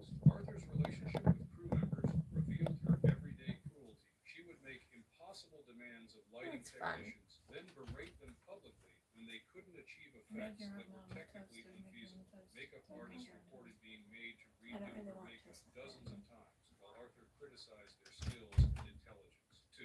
Joan Crawford, the calculated career destroyer. Joan Crawford's reputation for cruelty has become Hollywood legend, amplified by her daughter Christina's memoir, Mommy Dearest. Yet beyond the wire hanger incidents and domestic abuse lies a pattern of calculated professional cruelty that made Crawford one of the most feared women in the industry for decades. Crawford's approach to rivals was systematic and devastating. When she perceived another actress as a threat, she would deploy a comprehensive strategy that began with gathering information through her network of informants, then progressed to a coordinated campaign of professional sabotage. She became known for accepting roles in films specifically to block younger actresses from career-making opportunities. Her treatment of co-stars who received positive attention became legendary. During filming of The Women, Crawford deliberately stepped on Norma Shearer's lines, moved during Shearer's close-ups to ruin takes, and engaged in a whisper campaign suggesting Shearer was having difficulty remembering her dialogue. Similar tactics were deployed against Faye Dunaway decades later on the set of Mommy Dearest, ironically, during the production of a film about Crawford's abusive behavior. Crawford reserved particular cruelty for actresses she mentored. She would invite promising newcomers to her home, lavishing them with advice and seemingly supportive guidance. Once she gained their trust, the manipulation began. Advice designed to damage their careers, introductions to people who would exploit them, and the collection of compromising information to use as future leverage. My 1. toast is Judy being Garland, made at the the damage moment. destroyer. Judy Garland's tragic life story, from MGM's abusive treatment of her as a child star to her struggles with addiction and eventual early death, has created a posthumous image of Garland as primarily a victim of Hollywood's cruelty.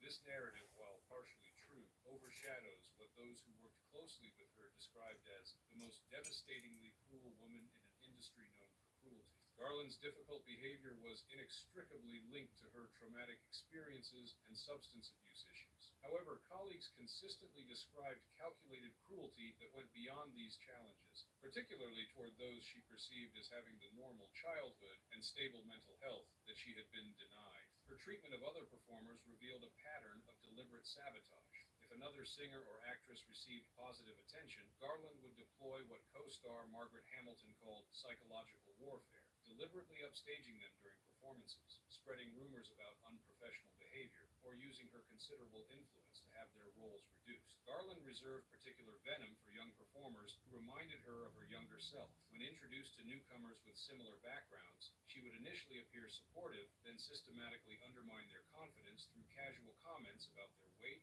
talent, or prospects in the industry. Several promising careers stalled after encountering Garland's targeted cruelty. Her personal relationships followed patterns of extreme emotional manipulation. Multiple husbands and lovers described systematic abuse, including public humiliation, deliberate triggering of their insecurities, and the use of suicide threats as a control mechanism. Sid Luft, her third husband, wrote that Garland could make you feel like the most worthless human being on earth with just a few carefully chosen words. If you found this glimpse into Hollywood's darker history interesting, hit I hear subscribe something I and the cannot find notification where bell it's to coming make sure from. you never miss our upcoming videos on film history's untold stories. Let us know in the comments which star's behavior surprised you the most, and share this video with anyone who loves discovering the complicated truth behind Hollywood's golden facade. Thanks for watching. Let's talk about your next match. She's 31. I'd get along much better with girls in their 20s. Ooh, and die alone. You're a matchmaker. What are you doing at the singles table? You are a 10 out of 10. Yeah, that's okay.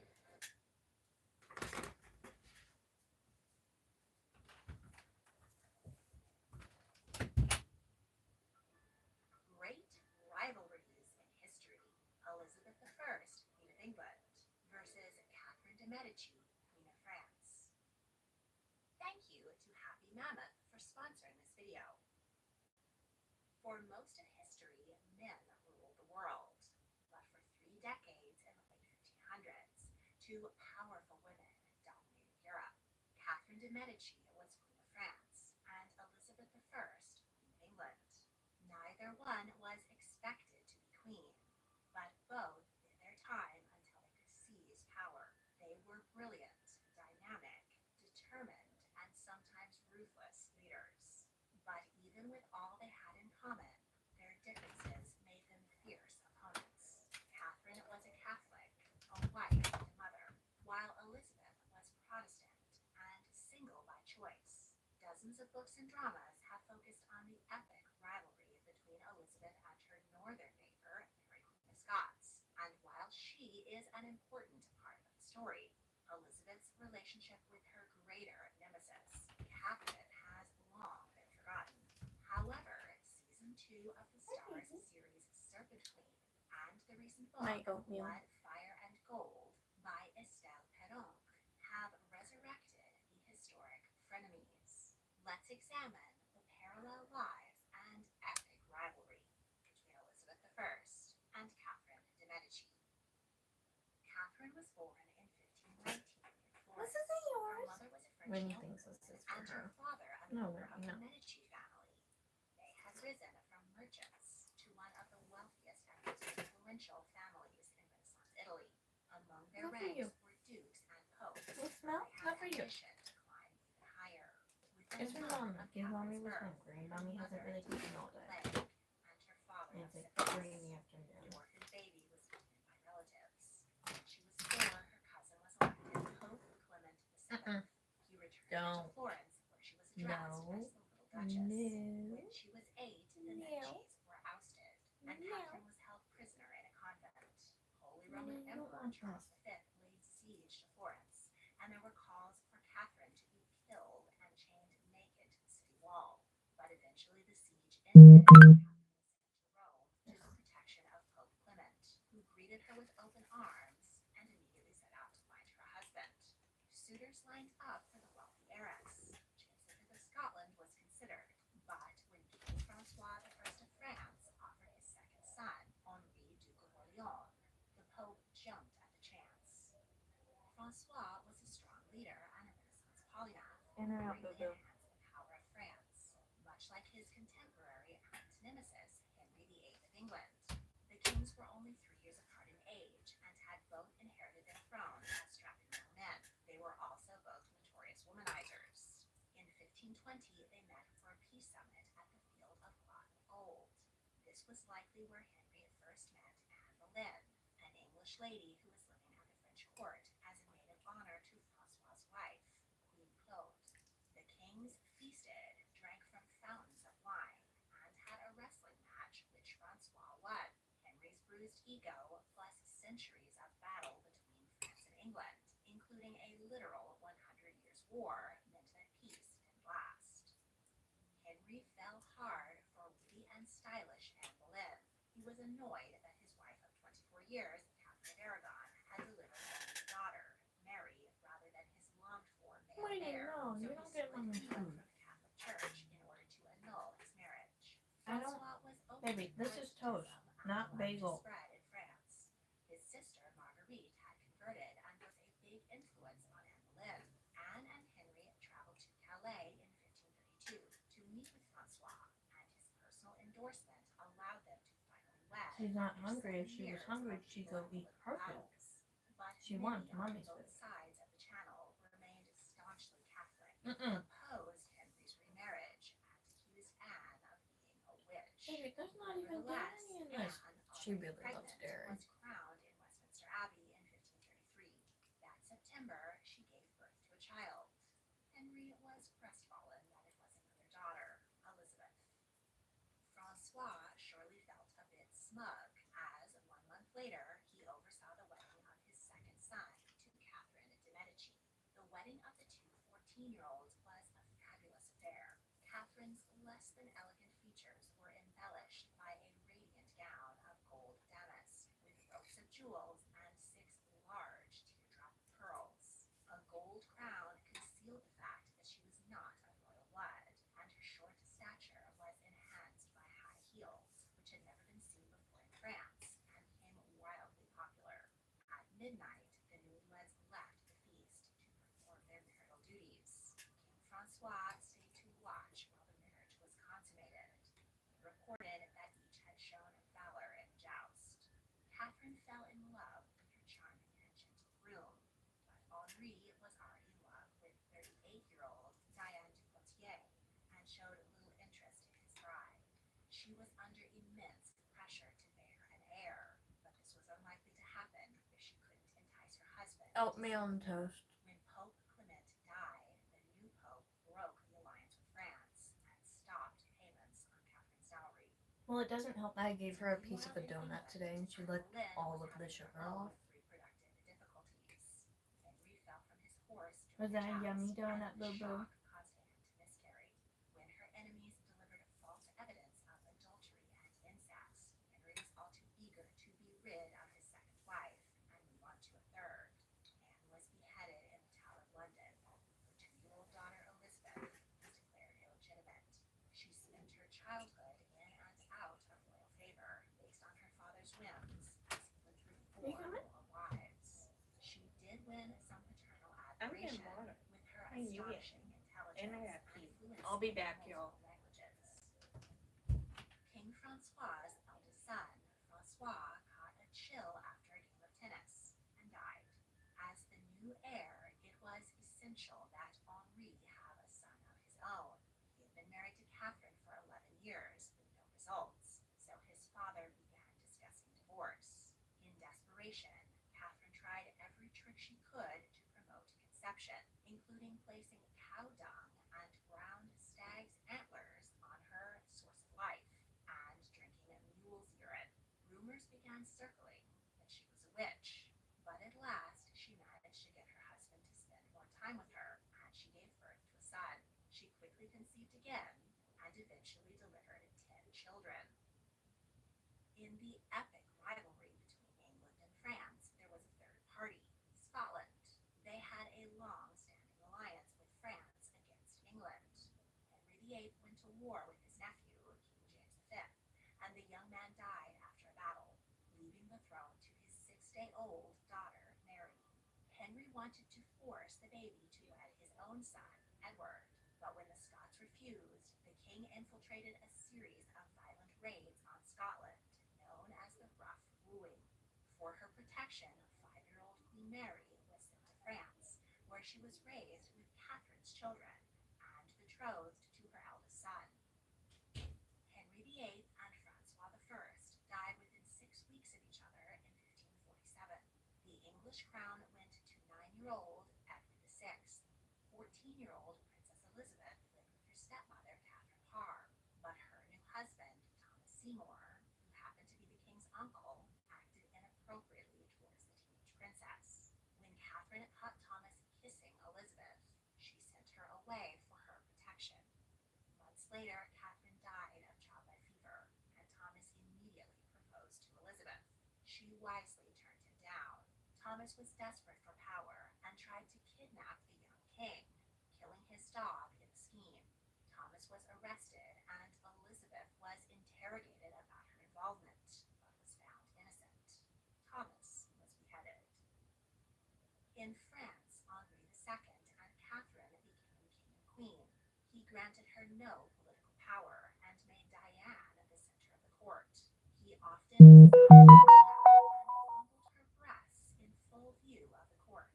Catherine expressed her desire for the chateau of Chenonceau, but Henry gave it to Diane. The queen swallowed her pride time, Henri came to value her loyalty. Catherine nearly died giving birth to twin daughters, Joan and Victoire, and after the tragedy, she was no longer able to bear children. Calamity also struck England when Edward VI died of tuberculosis at 15. He was a staunch Protestant, and he and his ministers dreaded his elder sister, Mary, inheriting the throne and converting the nation back to Catholicism. Elizabeth was Protestant, but the only legal grounds to disinherit Mary than skipping Elizabeth II in favor of their cousin, Lady Jane Grey. She was declared queen by the Privy Council, but Mary was popular with the people. She easily raised an army and marched to London, with Elizabeth by her side, ending Jane's reign in only 9 days. Mary, now queen, recognized that Jane had been a pawn, and she did not wish to execute her. But when rebellion frightened Mary's betrothed, Philip of Spain, away, she signed the death warrant, and the 16-year-old, 9 days queen, lost her head. Mary made quick work of undoing her father and mother's efforts to convert the nation.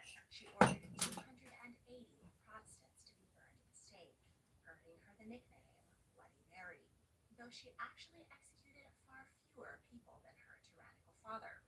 As a Protestant, Elizabeth knew that she was in danger. She pretended to convert, making excuses and fake illnesses to appear to the mass. It's my When chair. rebellion rose Y'all up just in went Elizabeth's wild. favor, and she was taken to the Tower and interrogated about her involvement.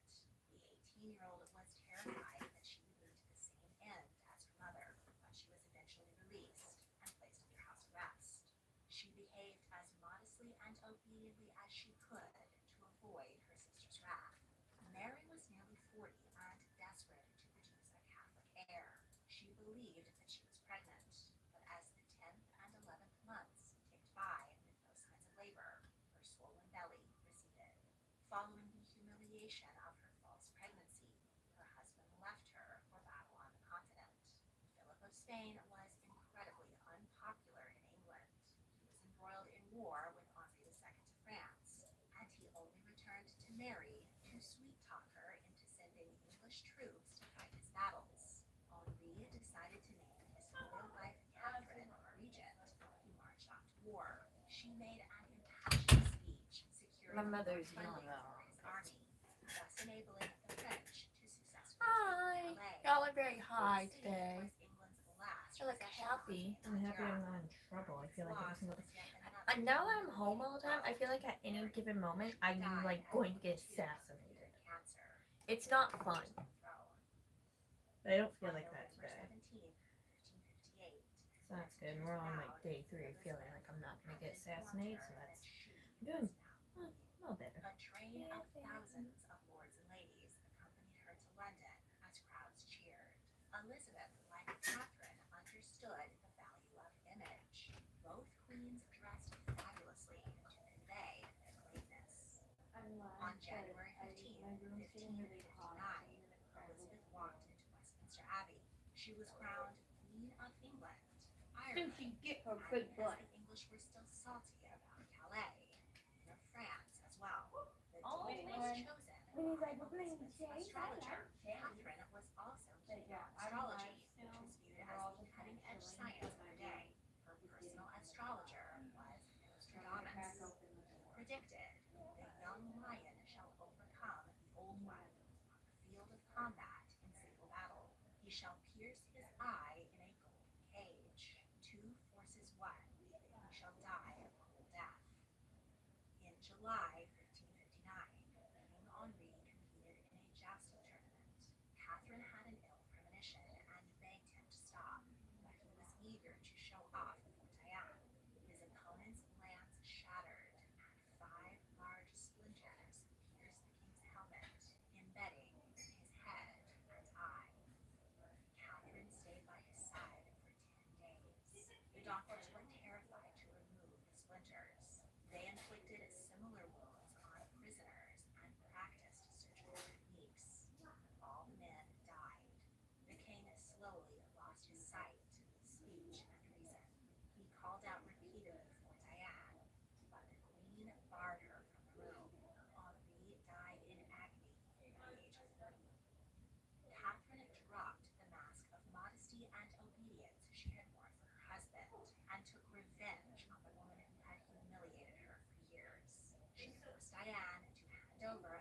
jewels, the Chateau de Chemonceau, and banished her from court. Catherine's 15-year-old son was now King Francois II, and his wife, Mary Queen of Scots, was queen consort.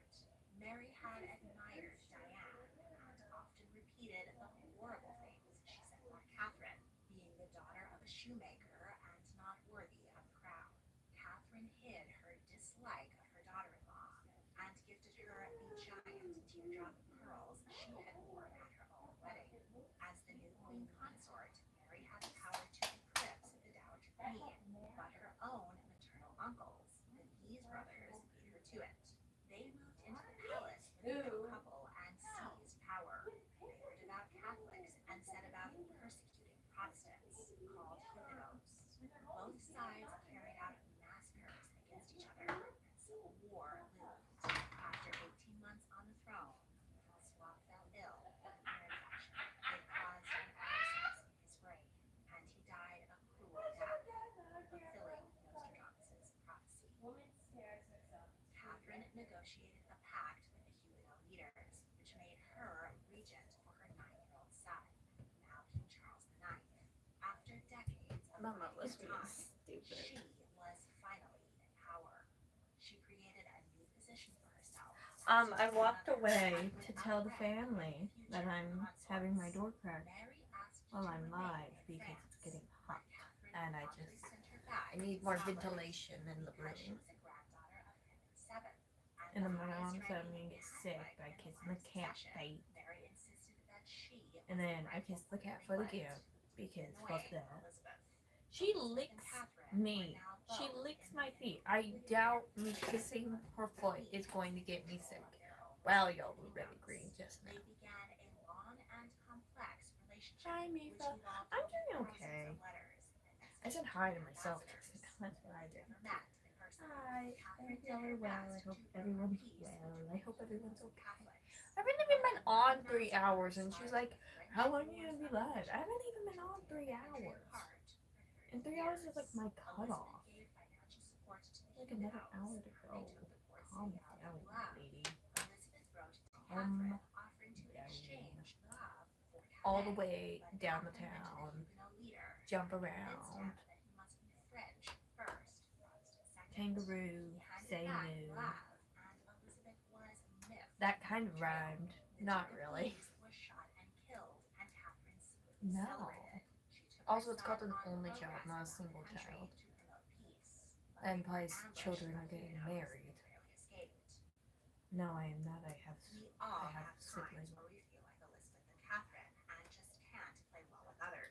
That's also the middle of the day. So I tried hormone harmony from Happy Mammoth.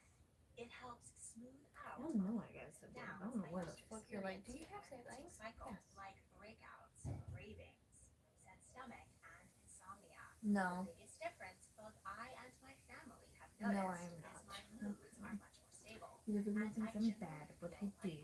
Self more of the I'm time. trying to kill Hormone them. harmony can help women of any age who are experiencing unpleasant symptoms of menstruation, perimenopause, menopause, or postmenopause. It's based on the ancient plant knowledge of our foremothers, backed by modern science, and loved by over 17,000 women.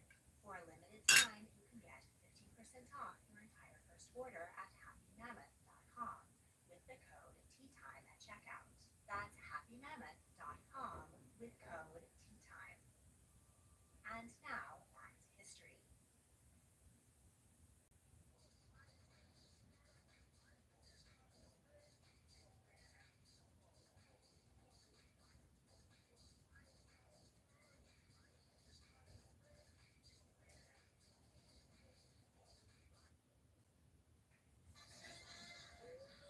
We don't play games out here. Revive your look this summer. Shop your warm weather beauty destination. Find your Sally store today. Wherever the road takes you, Chevy is ready to drive you forward. With pure power unleashed and future-forward technology, every path leads to new possibilities. Chevy drives Texas. Together, let's drive. First in appliance, NFS has you covered. Two God reliable damn it. and NFS has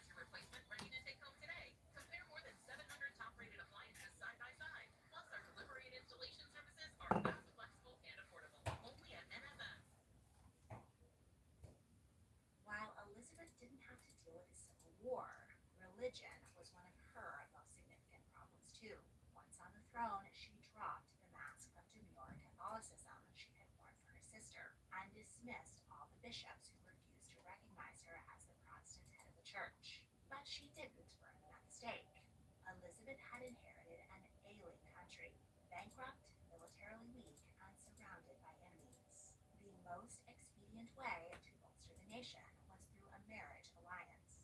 Her advisors urged her to select a groom who could run the country for her while she got on with making babies. Her widowed brother-in-law, King Philip of Spain, Archduke Charles of Austria, and Eric XIV of Sweden all vied for her hand.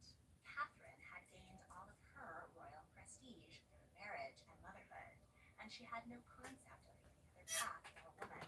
She may also have been jealous of the fact that Elizabeth wasn't even pregnant in her own right, while Catherine could only grasp power through her husband and sons.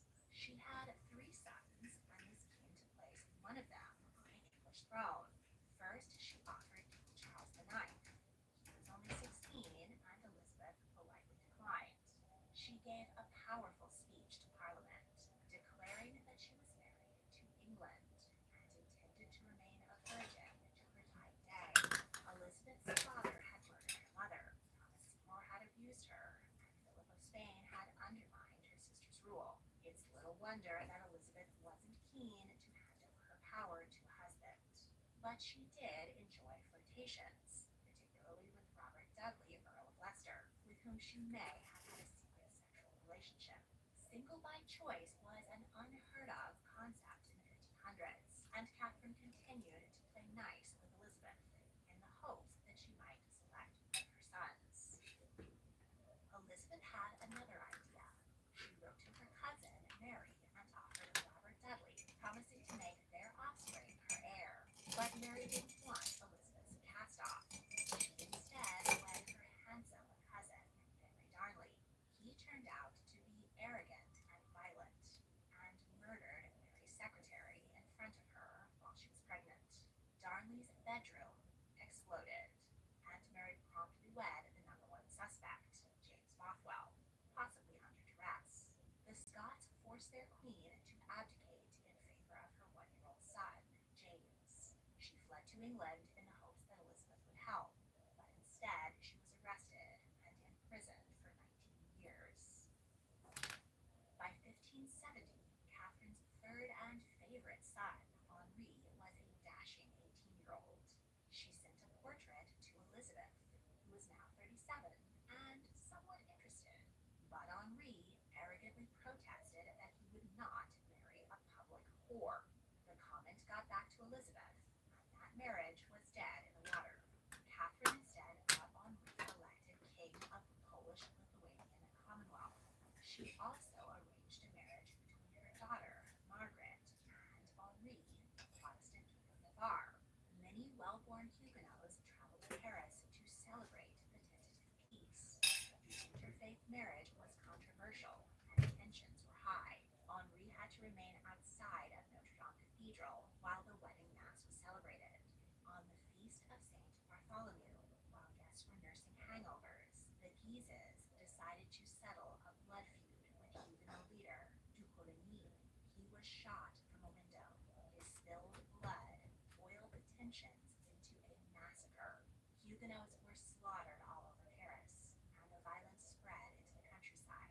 As many as 30,000 men, women, and children were murdered during the St. Bartholomew's Day massacre. Catherine was popularly blamed for the bloodbath. Rumors spread that she was involved in the occult. However, her vilification as a ruthless serpent queen had more to do with xenophobia and misogyny. In reality, she desperately wanted peace. She actually opened her home to Huguenots and protected many. The violence in France shook Protestants everywhere, including Elizabeth. The Pope had declared that any Catholic who killed the heretical queen. And you're such a fucking smartass. It's almost like you could keep your narrow-minded ideas to yourself, but you don't. Still held out hope that she might become Elizabeth's mother-in-law. Also, really not that bad, like, at all. It's just fucking small. bragging about the bloodbath and screaming at his mother. Literally, you can see all of the floor. But no. Within 2 years, his health deteriorated, and he died of tuberculosis at 23. For the 14 years of his reign, his mother had been the real. Oh, I inhale a Her fucking third son brown. was now King Otto III. He immediately dropped Poland and moved to France. In addition to the Huguenots, he had to deal with the rise of the Catholic League. His enemies delighted in using rumors of his homosexuality to undermine his authority. Catherine had one more ace up her sleeve to play to Elizabeth, her youngest son, Francois. He was 24 and Elizabeth 46 when he began to send her steamy letters. Robert Dudley had recently gotten married, and Elizabeth was on the rebound. Francois was the only one of her suitors who actually came to woo her in person, and she was incredibly flattered. She called him her frog. She accepted his proposal and gave him a ring, but public opinion was against them, and a pamphlet circulated condemning the foreign marriage. Elizabeth ordered its writer to have his hands chopped off, but she knew that she couldn't go against her people's wishes. She broke up with Francois, and he laughed in disappointment and flung her ring from his finger. When she learned that he had died of malaria at 29, she was heartbroken. Francois's death was more than a tragedy for Catherine. It was a disaster for the House of Valois. After a decade of marriage to Louise of Lorraine, King Henri had no children. The next in line to the throne was his distant Protestant cousin, Henri of Navarre. The result was a succession crisis, with each faction putting forth their own alternatives for the throne. Now that there was no longer any chance of Elizabeth becoming Catherine's daughter-in-law, she had no more reason to play nice. Catherine was horrified when Elizabeth executed Mary. The Queen of Scots had been plotting to assassinate Elizabeth, but murdering another crowned monarch just wasn't done. Mary's personal effects, including the drop of pearls Catherine had given her as a wedding gift, became property of the crown. Elizabeth wore them. If I have to answer you, you're truly. Oh my god, it's almost like it's really not that bad at all, and you could shut the fuck up with your narrow-minded ideas and your money, and just awful behavior. But we all apparently just have all the time in the world to be the cleanest people alive. You know what happened when I tried to clean? I cried a lot. I have the heart and stomach of a king. The English won the battle, and many Spanish ships were wrecked in storms on their retreat. The victory was Elizabeth's finest hour. She was hailed as a goddess, Gloriana. With peace and stability, her reign became a golden era for England. Trade, art, and literature flourished, and her people grew wealthy. Walter Raleigh established an English colony in North America, named Virginia, in his queen's honor. While Elizabeth was basking, Catherine's control was slipping. Henri had always been her favorite child, but he was headstrong. Her influence waned as he took her advice less and less. Instead, he struck up an unlikely friendship with Elizabeth and came to prefer her opinion, deeply wounding his mother. Henri was not as effective a ruler as either woman. His people hated him for his extravagance, paid for with high taxes, and his homosexuality. The Catholic League took over northern France and barricaded Paris. Henri requested that their leader, the Duke of Guise, visit him in his chamber. When he arrived, the Duke was stabbed to death by the king's guards. At the same moment, 8 other members of the Guise family were hacked to death by Henri's men. The king went to his mother and begged her forgiveness, professing, "I have done to him what he was going to do to me." Catherine told her own confessor, "Pray for him. I see him rushing towards his ruin." A few days later, Queen Catherine died at the age of 69. She had devoted her life to her children, but one by one, disease and war had taken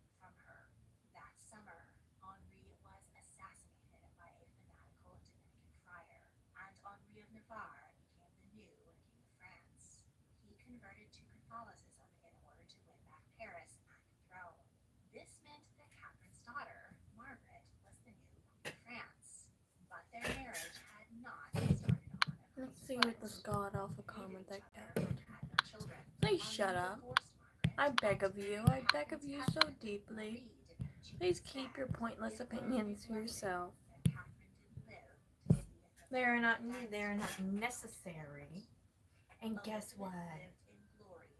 Basically, none of the dirty's on the floor, so it really doesn't fucking matter. But God forbid a room look like a fucking room and not an insane asylum. Oh no! Whatever shall we do? A person has a personality. Oh no, she's a woman. Oh Lord, we should shoot her in the face. Calm the fuck down. I beg of you. Calm the fuck down.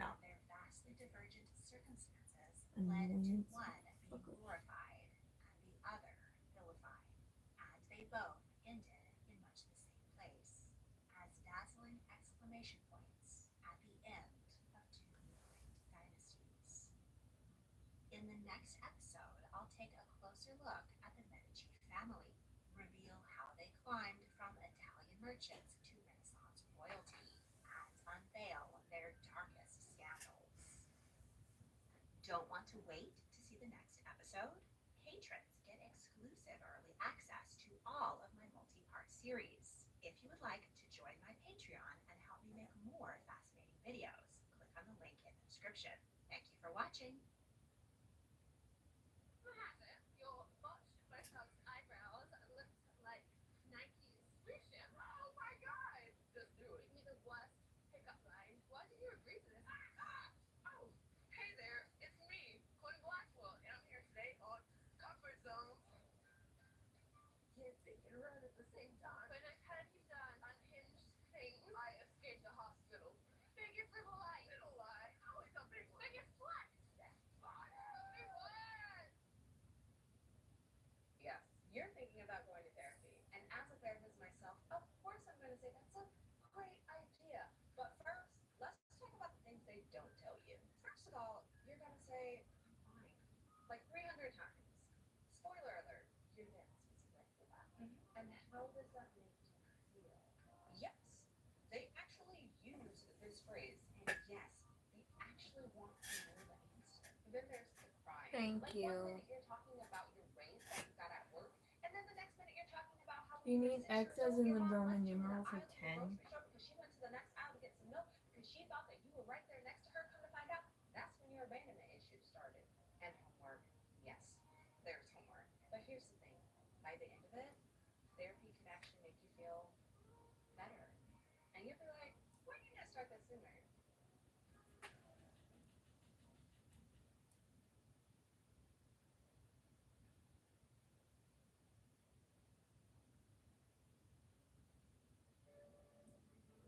Queens of the world. Empress Matilda, England's first queen regnant. Thank you to FAQ 202 from Folio for sponsoring the video. I have profiled all Goodbye.